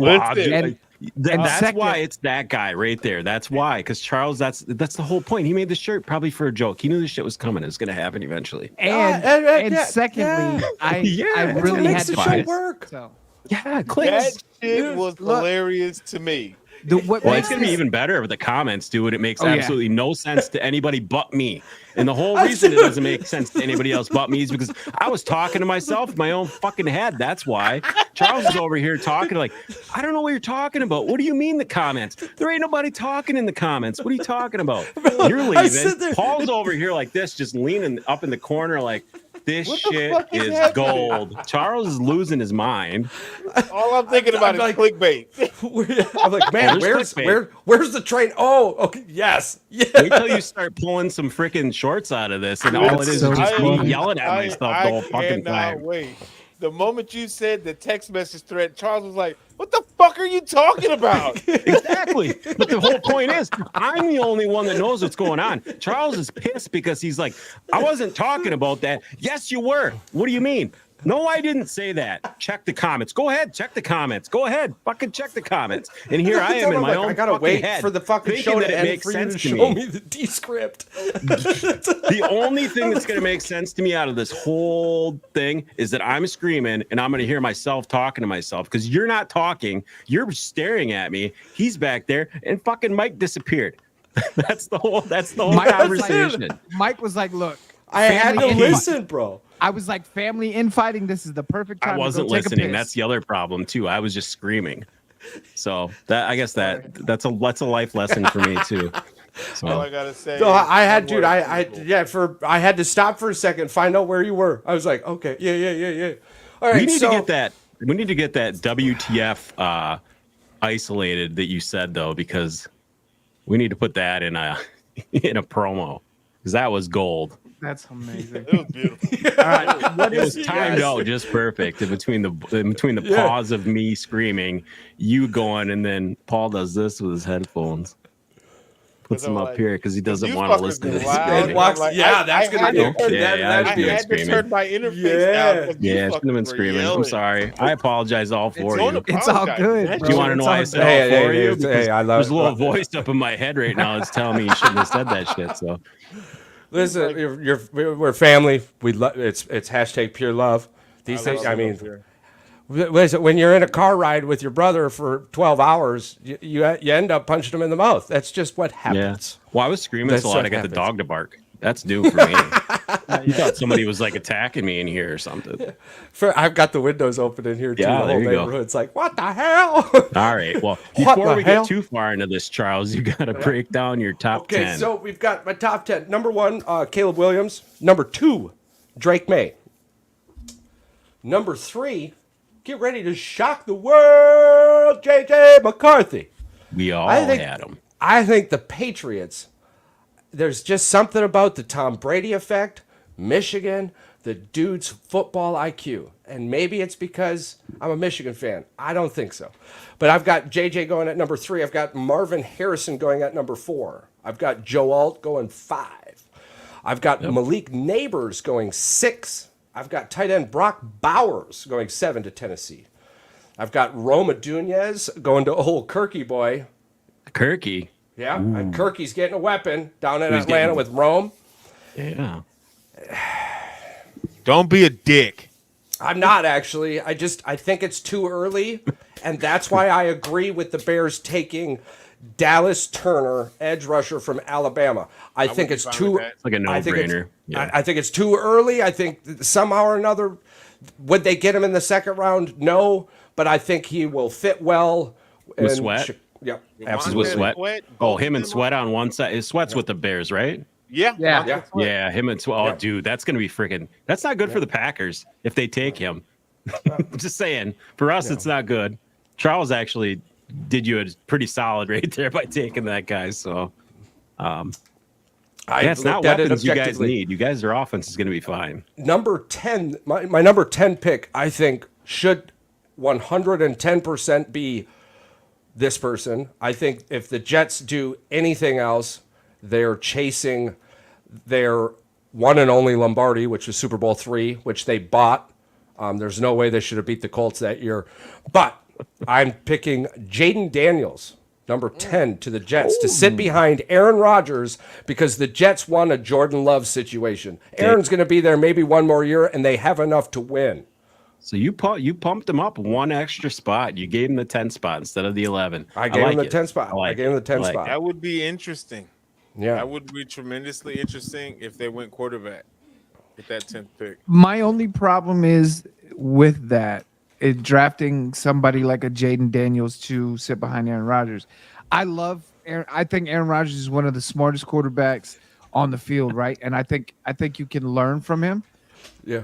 But Jaden Daniels doesn't play quarterback the same way Aaron Rodgers does, and I don't know how helpful Aaron Rodgers will be to a Jaden Daniels to play the way Jaden plays versus trying to mold him into what I can make it a Aaron little wants. easier I can make it a little easier for you. Yeah. In the world of an athletic quarterback, do we consider footwork a key factor in their success? Yes. Yeah. You don't get that much Does time to throw Aaron the ball, Rodgers have some of the best footwork we've ever seen? Poster. Yeah, when he or doesn't break pre. his ankle, yes. Yeah, that part. Okay, but still, No. That Yep. was just a Yep. slight at the Jets field Yep. turf again. Yeah, Number. I agree. number I don't two, disagree with fifth you. time. I don't disagree with you. Absolutely Yes, not. as a Bears fan, Right. Now, it makes me want to throw up to say this. right. Now, when it comes to an athletic quarterback, I would think personally the number 2 trait would be vision. To be able to read defenses, know where that defense is coming from, and to be able to adjust at the line when needed. Now, when we're talking about Aaron Rodgers, is he not? I mean, I would say top 3. Maybe Peyton Manning and Tom Brady is better. Yeah, probably. Patrick Mahomes could be growing in there sooner rather than later. Yeah. But those are all teachable and learnable things through game film and sitting and watching and learning. I think it would be a perfect situation. Was Right. I able to mold you over a little bit with that? Yeah, no, I don't think it would be a bad situation for him to learn behind Aaron Rodgers at any means. But what I mean is like, okay, and I don't know that there's too many quarterbacks that he could sit behind and learn Right. from anyway. That's what I was going to ask you. I was Yeah, going to say, I don't- what's the best team that he could go on to learn from? Probably Rodgers, realistically. I Sit mean, behind yeah, Rodgers. out And it of would set the non-running Jets up quarterbacks, for absolutely. more. Yeah. For more than just 1 year and then And the future 57 would more look years. the Yeah. future would look very better. You know, one that somebody actually said to me that there's no way it'll ever happen, but because of what's going on in Miami, that Tua actually would be a good person to go behind because he might be the next one out of all the quarterbacks that I are mean, top tier. that's not a bad idea, but But he's never going to fall that far. You know what I mean? well, I don't think, Or yeah, any and I of don't them think gonna fall that I far. don't No. think Miami would do it anyways, just because it doesn't make it. They need so much else other than No, they're so second invested quarterback. into like Yeah, you I saw think- with the whole So quick concussion question. thing. Minnesota has the 11th pick then. Yes, And correct. they have 2 picks. Now, in this draft scenario specific, I believe they're Caleb taking a Williams, quarterback. Drake May, J.J. McCarthy, and Jaden Daniels are gone. Does Minnesota with the 11th Nix. pick then? Bo Bo Nix. Nix probably is the Or next one off Penix. the board. No, big Penix. with Because the they purple. have Sam Big purple Darnold. Penix. Do you Oh. do you See, give Mike- Sam? No, But, that is but- a bridge quarterback. But with I don't disagree with you. I don't disagree with you. Absolutely. But with a bridge quarterback, do I have a better opportunity at per se Shedeur Sanders next year if I get Sam Darnold weapons this year and build for next year? Because I've got 2 picks in this draft now. Entirely Here's the thing. possible. Here's the thing. Yes, sir. I tell you guys something that's going to piss you off. You Deion probably heard Sanders it has already said he's going to Eli Manning the shit out of next year's draft. But Shedeur Yeah. Sanders with Justin Jefferson? All right. Hear you. Have you? But if He's the not playing Vikings in are the cold. trash, he's not going to let his son go to a trash team. Yeah, And he's but not have you letting all him- heard the he's not smoke? letting him go to a cold weather team either. He said that multiple times. Yeah, if you he's play a- in the cold, you're he's a not playing goofball. Shedeur. What team doesn't? What team in the NFL outside of like 5 teams that play down south don't play when it's cold or snowing?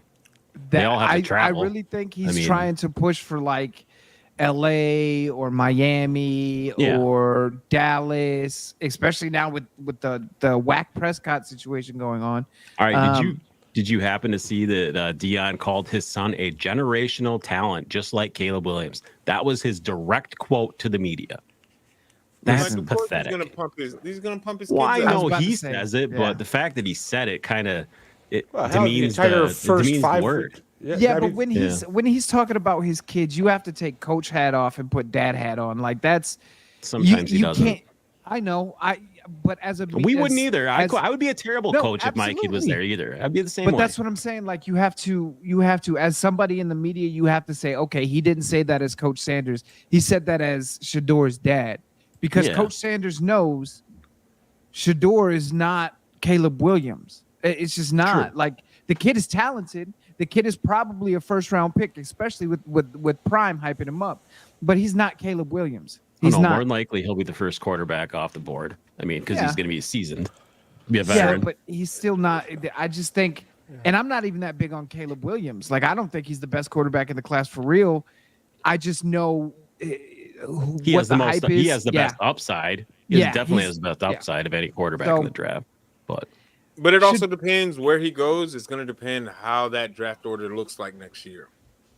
Because I'm like, we don't know exactly what's going to happen this year, this coming up season. Like, a lot is going to be a factor. Like, nobody knows. Did you happen to see that? I think it was Schefter and those guys were going through their progressions, and they're talking about Caleb Williams possibly that reminds them of a Russell Wilson type scenario, like as far as like size wise going to the Bears, like his progressions. Like he's going into a team that needs to rebuild. They had just lost the Legion of Boom when he went to Seattle, and they're starting over. They got a brand new offensive line coach or a brand new offensive coordinator. It's like the same scenario again. To me, Russell Wilson didn't become Russell Wilson until the Legion of Boom, though, right? That's true. But he still wasn't the worst quarterback.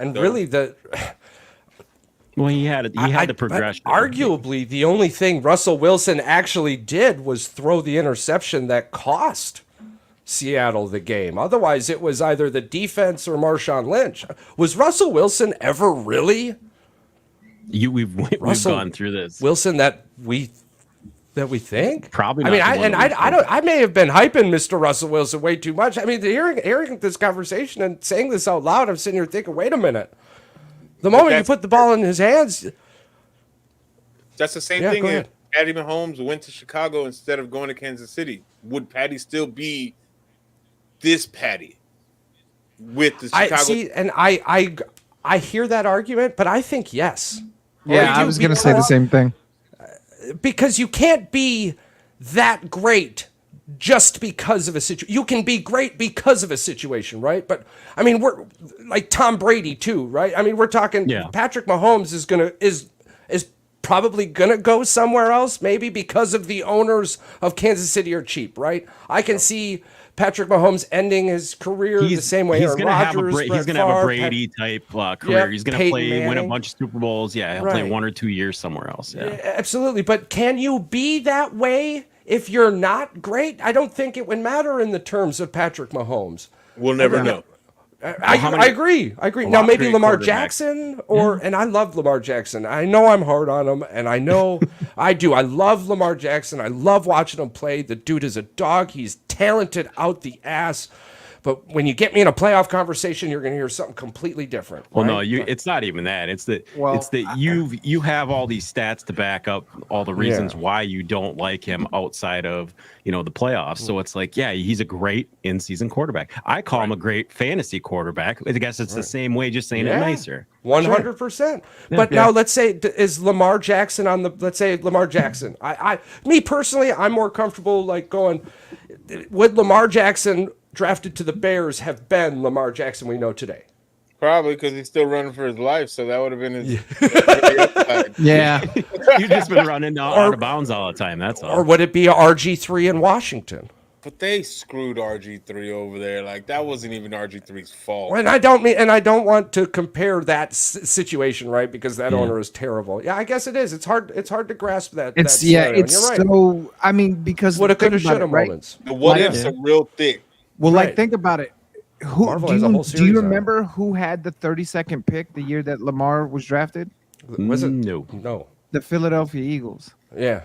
We had just won the Super Bowl. Yeah. We traded out with the Baltimore Ravens. We could have picked up Lamar, and Lamar behind a Philly offensive line, that's crazy comparatively, right? Like he would not have had to do so much. So I think if he would have went to a worse situation than Baltimore, does he still become Lamar? Right. Is he still we don't know. MVP? Well, now, actually, damn me to hell, right? I don't want to do that. Well, you have to in this situation because I can't put a 2-time MVP and go, if he would be on the Bears, would he not be somewhere else?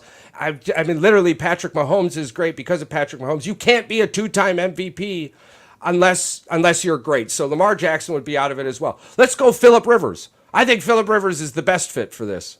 Phillip Rivers is probably the best quarterback. He's going to go in the Hall of Fame that's never won a damn thing in his career. That's what I'm saying. Would Phillip never won anything? Yeah, that's what I mean. Yeah, would Phillip Rivers have even been in a lot of people's conversations if he didn't play for the Chargers? But he had a shit ton of yards, shit ton of touchdowns. Do you see the vein popping out of Mike's head? That's why I brought it. Yeah, because I was actually trying to bring him up in a light that brightened Mike, because normally I talk about him like he's the fifth best quarterback to ever play the game. No, but I completely agree with your statement. Like I think I think with any success in the NFL, it's situational. Now there are guys. Patty Mahomes is going to be Patty Mahomes, but Drew Brees. See, this is why I think he's different. Another too. one. Yeah. I think he's different too because he succeeded in San Diego and came in and succeeded in New Orleans. So that's different. But if you say a guy like Jared Goff, right? Let's take Jared Goff. Yeah. Jared Goff didn't have the most fantastic career in Los Angeles, right? Didn't get traded to Detroit. Right. Suddenly, he's a legit top 15 quarterback in the league. Like he's a decent, really decent quarterback. Do you want to know one that always bothered me a lot is that you will know this probably more than anybody because you live in Pennsylvania. The fact that there's people outside of Pittsburgh that did not think that Ben Roethlisberger was a great quarterback when they drafted him. Did you ever hear this smoke? So they hated him. They hated the pick. They hated it. Well, there's many people in Kansas City who hated the Patrick Mahomes pick. Yeah, but like this Pittsburgh one to this day, that he's won him. How many? What do you win him? 3 Super Bowls? 2 went to 3. 2 went to 3. I'm like, he lost to Green Bay. Okay, he lost to the Green Bay Packers in 2000. But I'm just saying, he was, towards the beginning of his career, like he was a lot better than people expected him to be. Well, I mean, and especially for he was a giant, and he was a big human. All right, we got it right now. How many years do you give Caleb Williams as being a Bears fan? This is like your personal persona. Like, this is the guy that you got. You know they were going to take him regardless. How many years are you personally giving him before you give up? I mean, as a Bears fan, you guys will give him a hell of a lot more than most people probably will. As a Bears fan, I'm going to do him like we do any other quarterback. You got your rookie contract. 4 years then? 4 years. Me personally, just as a fan in general, I feel like if we can get 9-10 wins this season and we can stay there and progressively stay within 10 to 12 wins, maybe 13 wins within the span of his rookie contract, extend that man. Again, well, arguably, he's going into a better situation than his predecessor was. And this is the thing. How many first overall quarterbacks get to go to a team that's already built the way that the Bears are built? It doesn't happen. 9 times out of 10, most first overall quarterbacks are going to one of the shittiest teams on mankind. Like that's usually the scenario. You have the number 1 pick for a reason. Caleb Williams is not going into a shitty built team. The organization is trash as fuck, but the team, the players, he's got a squad to be able to walk into. So it's a different scenario. Me personally, you gotta let it. You like Charles said a few episodes ago. You have to let this. You have to be patient. You have to let this develop. You have to let this grow. You have to let these players find their rhythm. Like you gotta let these receivers be able to work with him. The line get stronger, build on it, and stuff like that. It's gonna take a couple years before this team is where it needs to be, based off the players that we had. Yeah. But the fans in Chicago, we have no patience whatsoever. No, none. Hell, they're already trying to root for the team to beat the Packers already. I mean, they're already putting that on the bullseye in the back. I have patience. So, am I talking shit in the process? Yes, but I have the patience. Yeah. I want this team to work. I think it's important too that we kind of put out into the universe, like, all of this stuff is still just on paper. We won't know, obviously, until the rubber hits the road and they start smacking the shit out of each other. But one of the main reasons we're doing this too is longevity. Yeah. We hope to build a foundation that allows listeners and ourselves to trust the process as it moves forward. Where That's you it. can go back and go, hey, we said that this was, or that was, or this, or maybe. So yeah, I think it's working out really well. Except at a minute 4 to a minute 13, you can just ignore all of that. The rest of it's pretty good. There's 9 minutes where you Go probably. ahead. I think you might wanna I'm probably forget. chopping up. Oh no, you're good. Oh, Oh, you were hearing me in see, delay. I hear That was the voice in my head, Charles. No. That was telling me I was in delay the whole time. Oh, That is no, hilarious. I just hear no, I'm not sirens. delayed. Yeah, I hear you. Yeah. Oh yeah, you heard the sirens too? Yeah. Welcome to the city, bastards. They're coming to get me. Don't I still take think that every Charles. single time. It's so, It was hot here today, so people were burning trash and burning leaves and sticks and shit. And the state's like, yeah, don't burn anything today. There's a burn ban. People are that dumb; they just go out there and burn their trash and stuff in their yards. So we get fires. God, I hate stupid people. I truly just don't understand the And you were absolutely correct. Wilson was right at the beginning of the Legion of Boom in 2012. Yeah. So I thought he was drafted in 2014. No. When he was, no. and they were done in 2018. But yeah, 'cause The they Legion went of Boom. The Super Bowl was in 2014 against the They went Pats, 2 right? years in a row. Yeah. They won one against 14? Denver, and then they lost the next year to the Pats.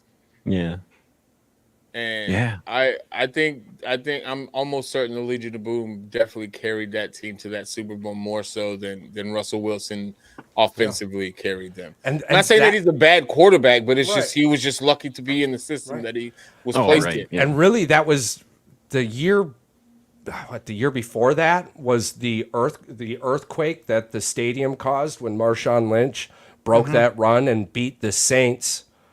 The year the Saints were like, yeah, that 7 and Saints 9. team, yeah, that Saints team was so good. And many people had them picked to win the Super Bowl, and that break, the turnaround, the birth of the Skittles.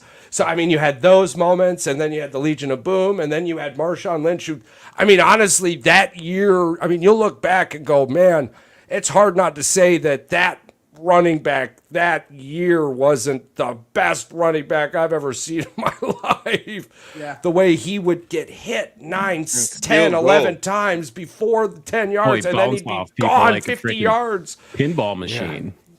I mean, so then again, you're like, okay, so what did Russell do? Well, specifically, He he managed the didn't game. turn the ball over too much with the Legion of Boom, but did, and the Legion of Boom made it didn't matter. You Was would he look a at game his manager? stats, like in the playoffs. He was always like 12 to 17 for like 175 and 2 Yeah. touchdowns or something. It was never So, like, like- it was never like lighting the world on fire ever. No. What the hell was LA? What the hell was Elway doing in Denver, dude? It's like, Yeah, I'm telling you that Yeah. Denver got caught up in Russell Wilson's break tackle ability. yeah, That's it. That's all they got caught up in because, Sierra like you fills said, them seats. yes. If you go back statistically and look at every single one of his things, it's not like he has an 8 or even a 75% completion ratage. Like Yeah. the guy has average numbers, but had a literal generational running back, and then the best defense in the NFL those 2 years. So Now- the year that he won the Super Bowl with Yeah. Seattle, his average for the playoffs was 174 yards passing.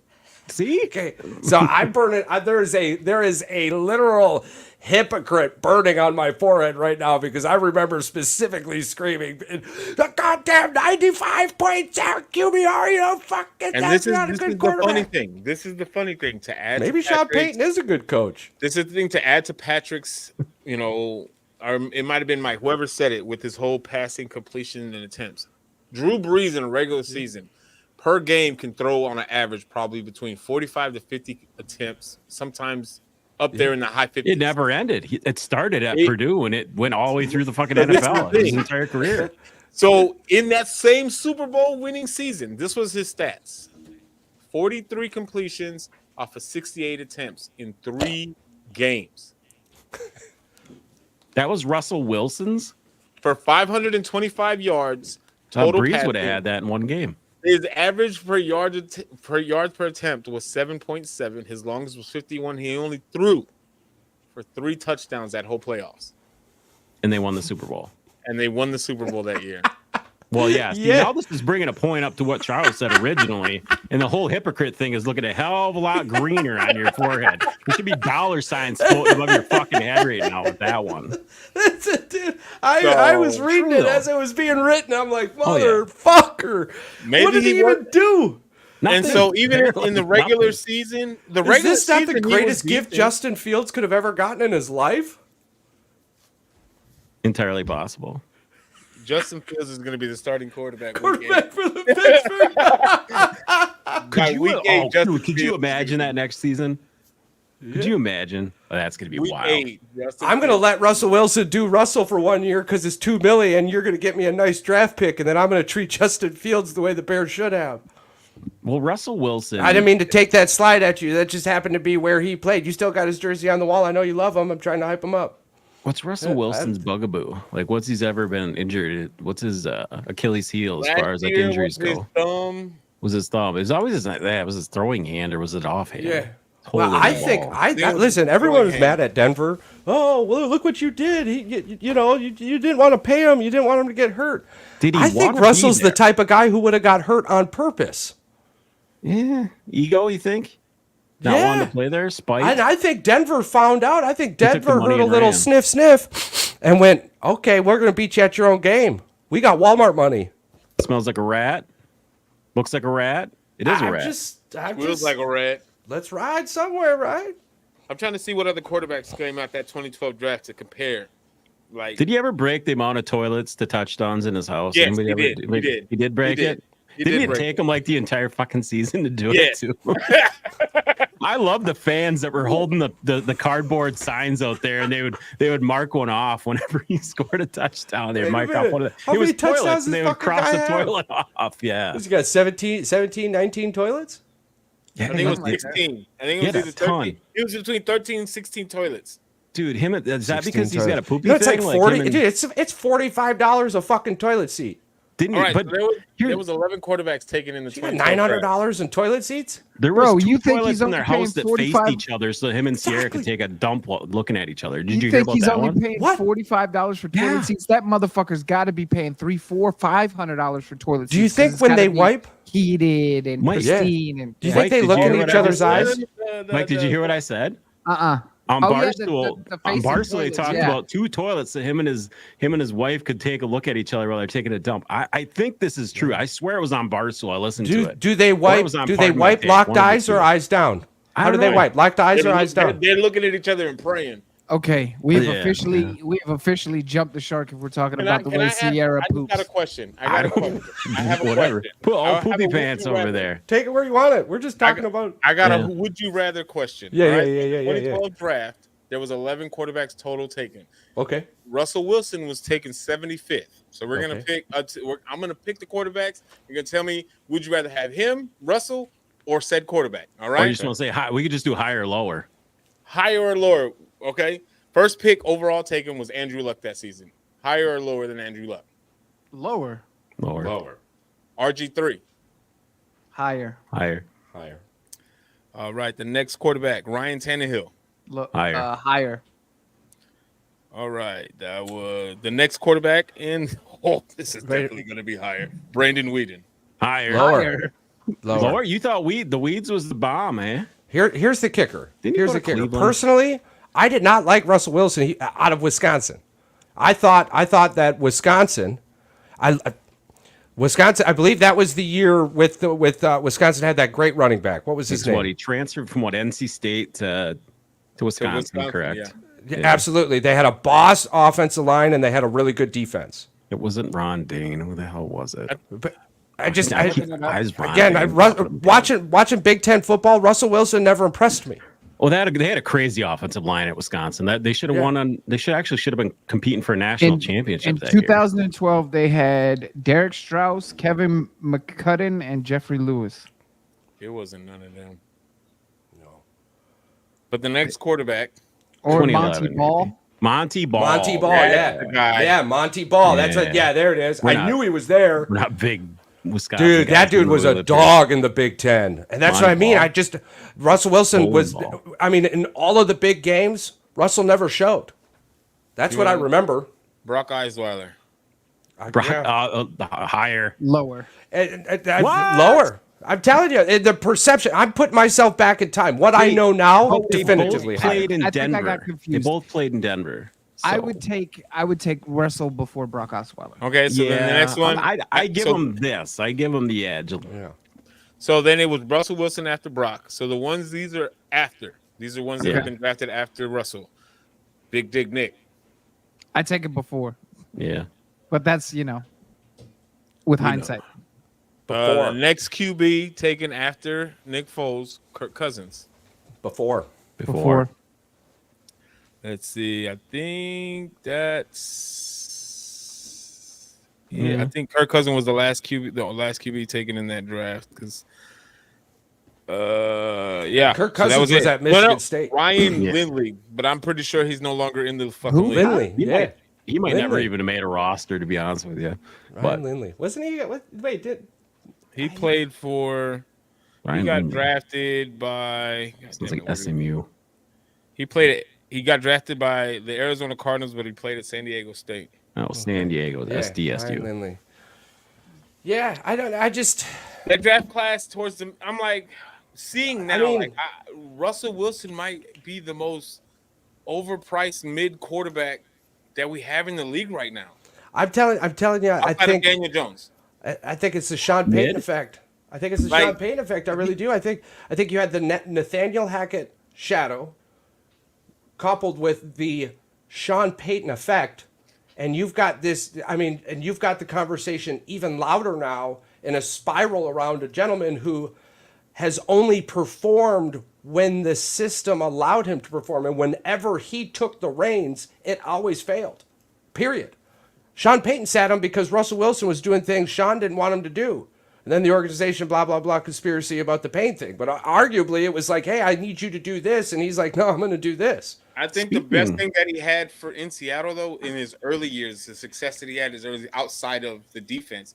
He had a strong offensive line, which allowed him to stay on his feet. But when he's having to make decisions, it clearly in Denver it showed that he struggles with making those game time, like in the moment decisions. What am I going to do?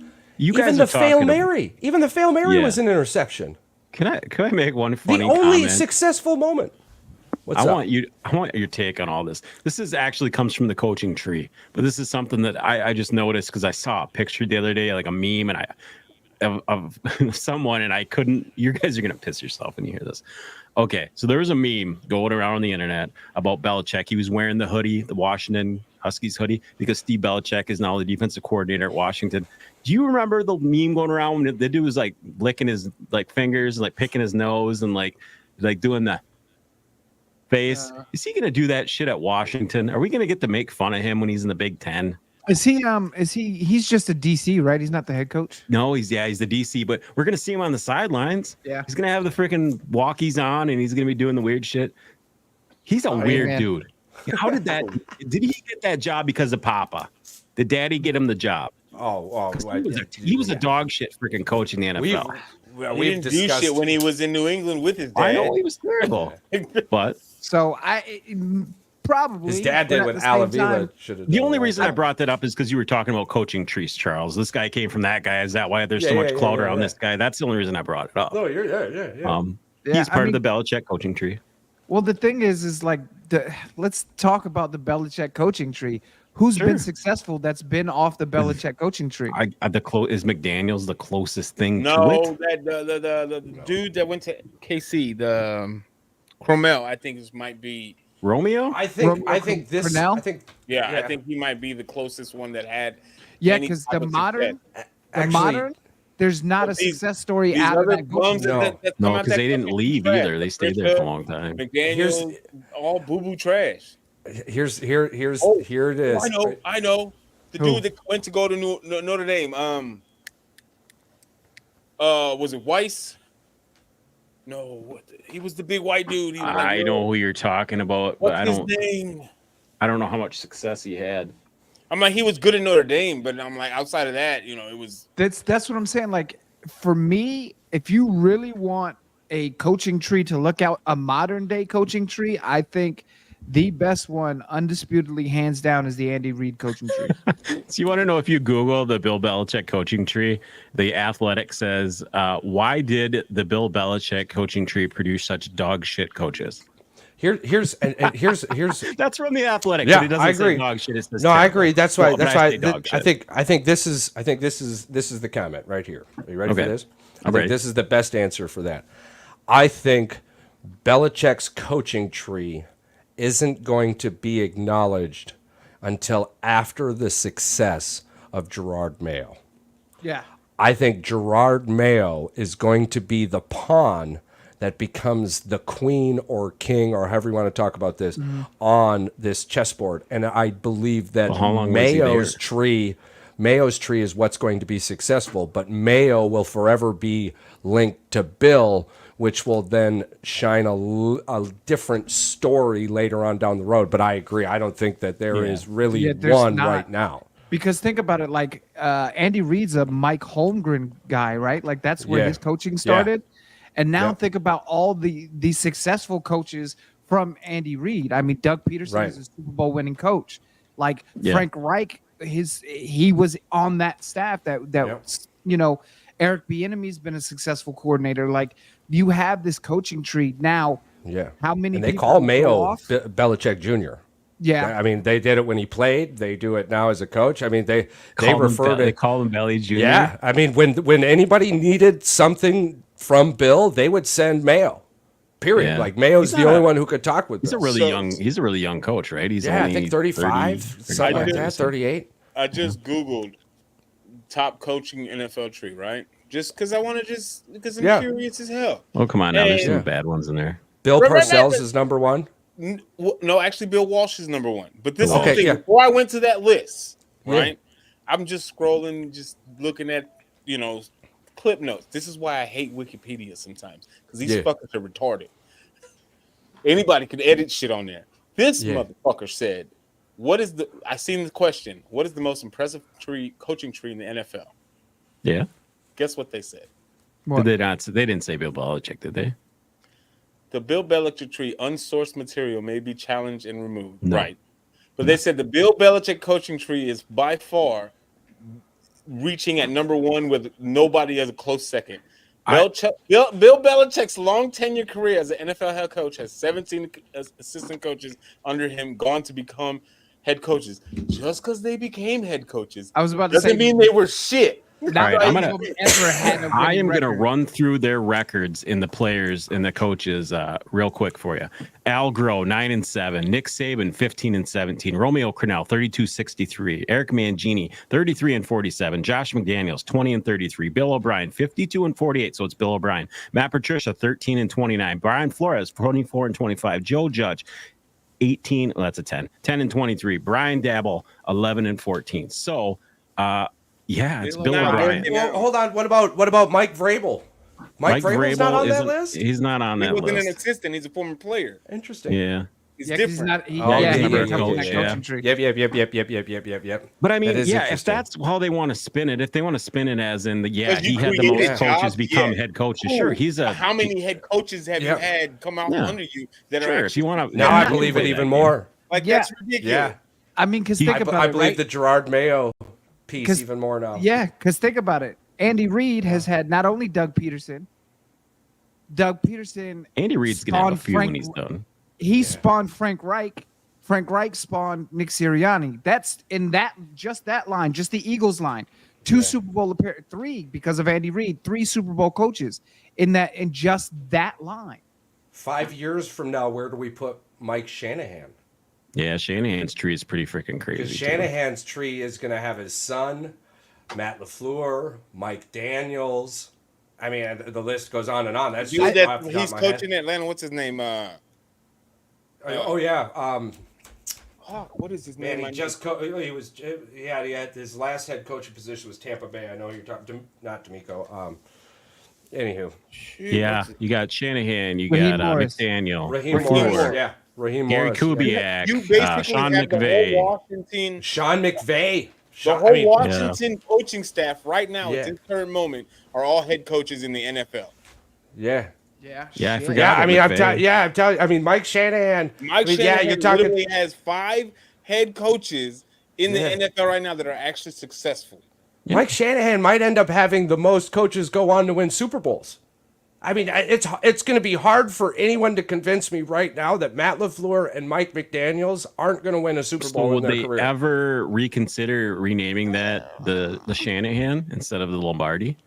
I don't know. I don't know about that. I think that's way too The early. reason- But if what we're talking about pans out, I think it's a The conversation. reason I say that is because the award in women's college basketball was not always known as the Dawn Staley Award. It was Yeah. known as something else.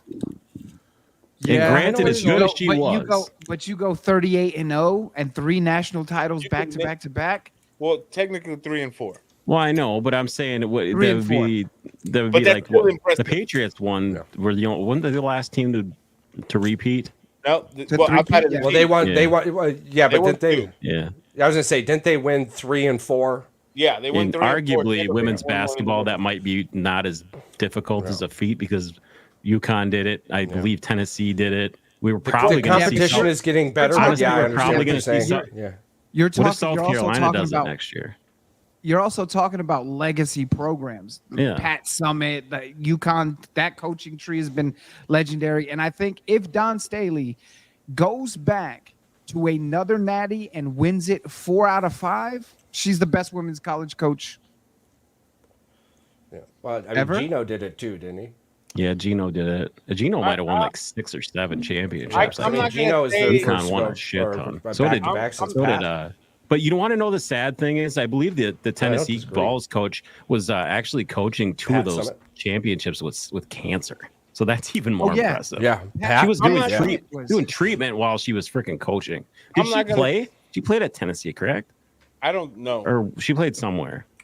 I'm not going to say thought that she was- Don Staley isn't going to go down as probably the GOAT. It's too early right now. But it's Give her way too 3 or early. 4 However, years. what she has going on right now, like it's stupid impressive. And What is it? 76-1 right now they are. The only loss was to Iowa in the Final Four last year. Like that, And what she's doing in Pat- South Carolina is ridiculous. Pat Summitt played college ball at University of Tennessee at Martin. So an Oh, okay. offshoot So of UT. we'll say she's a Tennessee girl. She's a Tennessee Yeah. girl.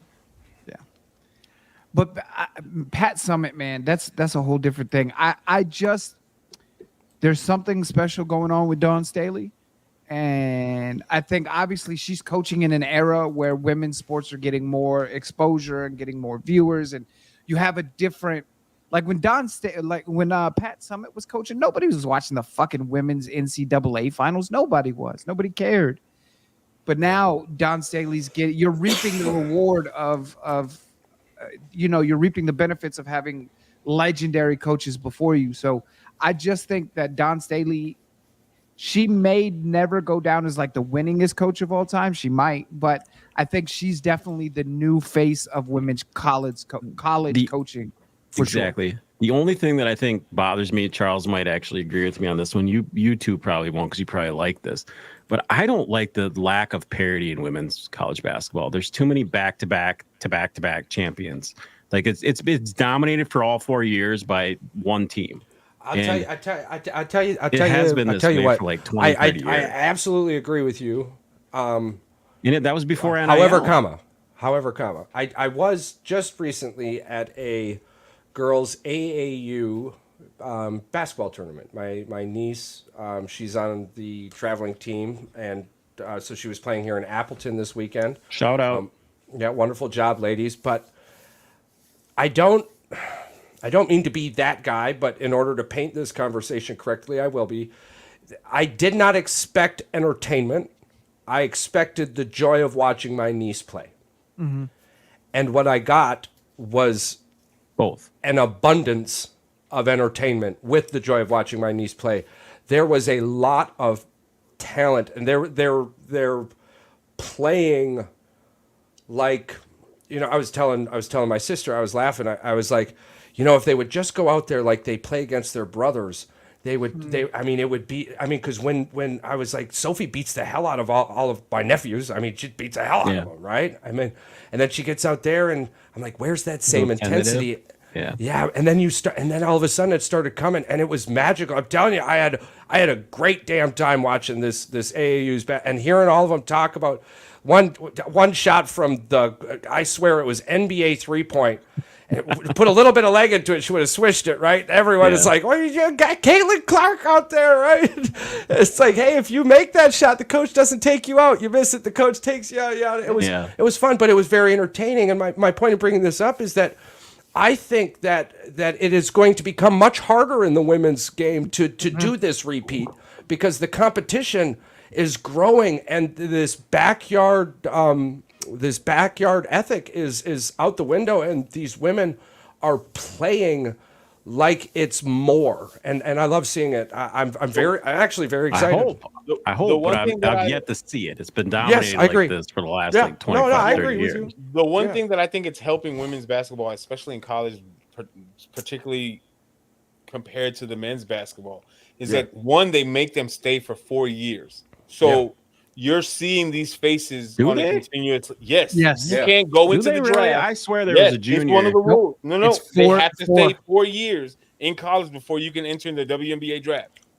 Because Caitlin Clark would have been in there 2.5 years ago, easy. And Juju wants. Well, then how come they're talking about Angel Reese is only a junior? They're talking about her going to the draft. Junior. She's been in LSU 2 years. The last 2 years. This is that bullshit that I was talking about Charles about earlier. This might have been the argument that the guy had. He's like, what the hell? 2 years before LSU, she had 2 years in Maryland.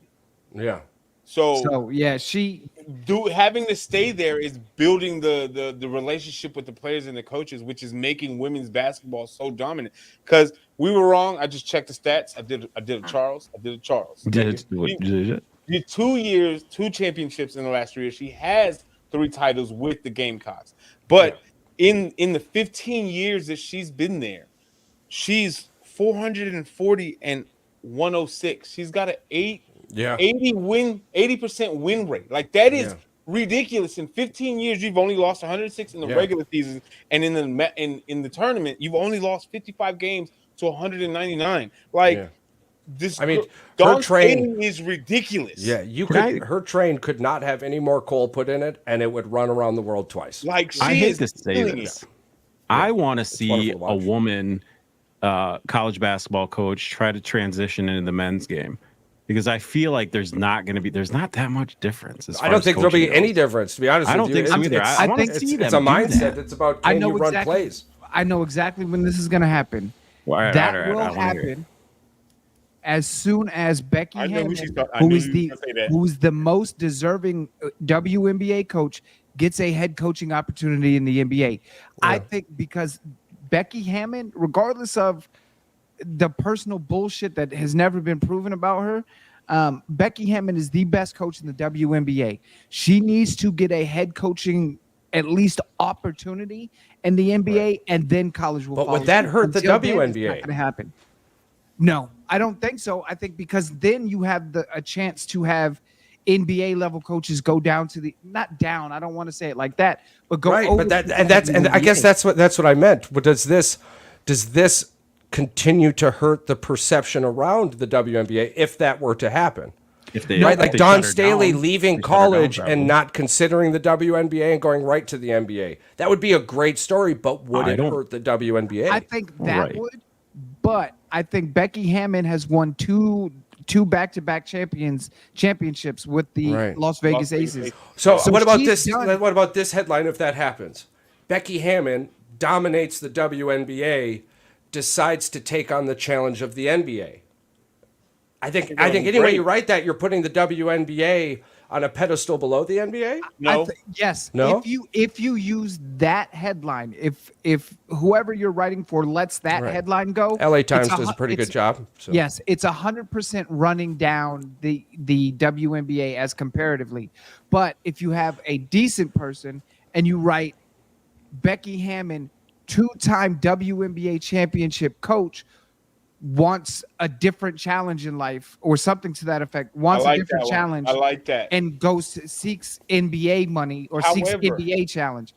Here's instead the problem. of denigrating You, instead of denigrating you, the WNBA. we would all write that. There's people that aren't going to write that. Oh, I could This concur, is- and that's the clickbait. This is The and only well, it's thing not with just the clickbait. challenge These are word. the assholes, Mike, that live out there that think that they can degrade people and women and sports and all this stuff. There's a shit ton of them, and they're at every sports place. They're not just. We don't even have to name networks. We could just name Yeah. places. Each one of them has their own little asshole that writes these articles. This is the Charles thing. even mentioned it with the LA Times. They do a great job. They do agree. Fantastic. With what Mike said, all of us can agree with the phrase that Mike said. It paints a different narrative to where it Sure. doesn't look negative. However, it's the one word. I need a different challenge. So you're saying the WNBA ain't challenge. I think anywhere you put that challenge. So word in it's there- that's the It's thing. no different It's than you quitting your job and you saying, "Hey, I need a different job because I hate somehow, this some fucking way, job." somebody's gonna spin it as a negative narrative, yeah. Oh, yeah. and it's gonna annoy the shit out of me. Even if Becky Hammond does an interview or a think piece saying that Try- you know you the, was the rap, w, right? the WNBA has the greatest competition Yeah. amongst women, it doesn't matter. You're right. Somebody's going to spin that as Dark as a ridiculous way to take a shot Yeah. at the WNBA. So I love you guys. I gotta head out because I got school to finish. Oh, Yeah. you're good. You take Yeah. care of your own. Yeah, absolutely. We All right, appreciate you. guys. We love you. I love you too. We'll see you guys later. Later. I think this is the perfect time to start wrapping it up. I think that allows us some good talking points moving forward. A future episode soon. Charles and Patrick battle out the Jackson Churio. What was his name again? I'm sorry, it's just an It's afterthought the for me. Jacksons. It's the Jacksons. It's the Jacksons. Okay, so it's the Jackson Churio. Okay, it's the Churio. Jackson Holiday. Thank you. Yeah. We'll be battling this out soon, and Well, of there's 9 course. minutes of me talking to myself. So Of course, we're going to bring up. I still think we need to do a mock draft. We're approaching. I know that we've given our top tens. I think maybe this week we collectively talk in the group chat and we come together on a group mock draft. I think what we do Are is we doing it collectively or separately? Collectively, let's do it collectively. We'll do Yeah. it live. Like we'll do it live. The Take- entire take- draft take will be one pick at a drafted. time? We'll do. Each one of us goes around the table and we give Yeah. our choices, and we'll do a vote. for each Absolutely. pick. We'll do a draft simulator, Okay. and we'll pick all the teams, right? And then we'll do One by we'll- one picks the pick. Absolutely. We'll have 2 or 3 minutes to discuss each pick and what we think we should do. Yeah, we'll and the put that number draft is 3 simulator to, right in the freaking middle. yeah, and the number's 3 to 4. We've got to get to 3 to 4. Okay. Right? So that allows for discussion, but a majority rule takes the pick. Sure. With it. Okay, so if we do 2 minutes, that gives us each 30 seconds to I like either that. confirm, I like deny, that. or Make I our like that. make our case for whatever pick. Absolutely. So I think that works. we'll dig that out. I think that's going to be the show, unless something crazy happens in the sports world this we want. week. You know. Which I mean, we do have the NBA. That shit's all Playoffs broken showing out. up. Yeah. Hey, the season's Yeah, over big today. news. Milwaukee versus the Pacers in the first round. Knicks That's get the gonna. second seed. That's Knicks Yeah. too. Knicks snuck in there. The Absolutely. old sneaky. Old So we'll sneaky Pete. probably touch a little bit on that during the week. the draft is 11 days away, guys. 11 days away. So we'll probably do that episode pre-draft, and then we'll have our draft episode. Are we doing that live? Thursday. Yeah, Thursday night. So that we're having a few more live shows coming up here, rolling into draft day. That's very exciting. We love you all. Also, both of us, everyone here, we're doing giveaways. Check the shows for those. There's T-shirts. There's rules and descriptions all over the YouTube. We care about every one of you. We appreciate all of you, and the world is a much better place with you in it. Smile more.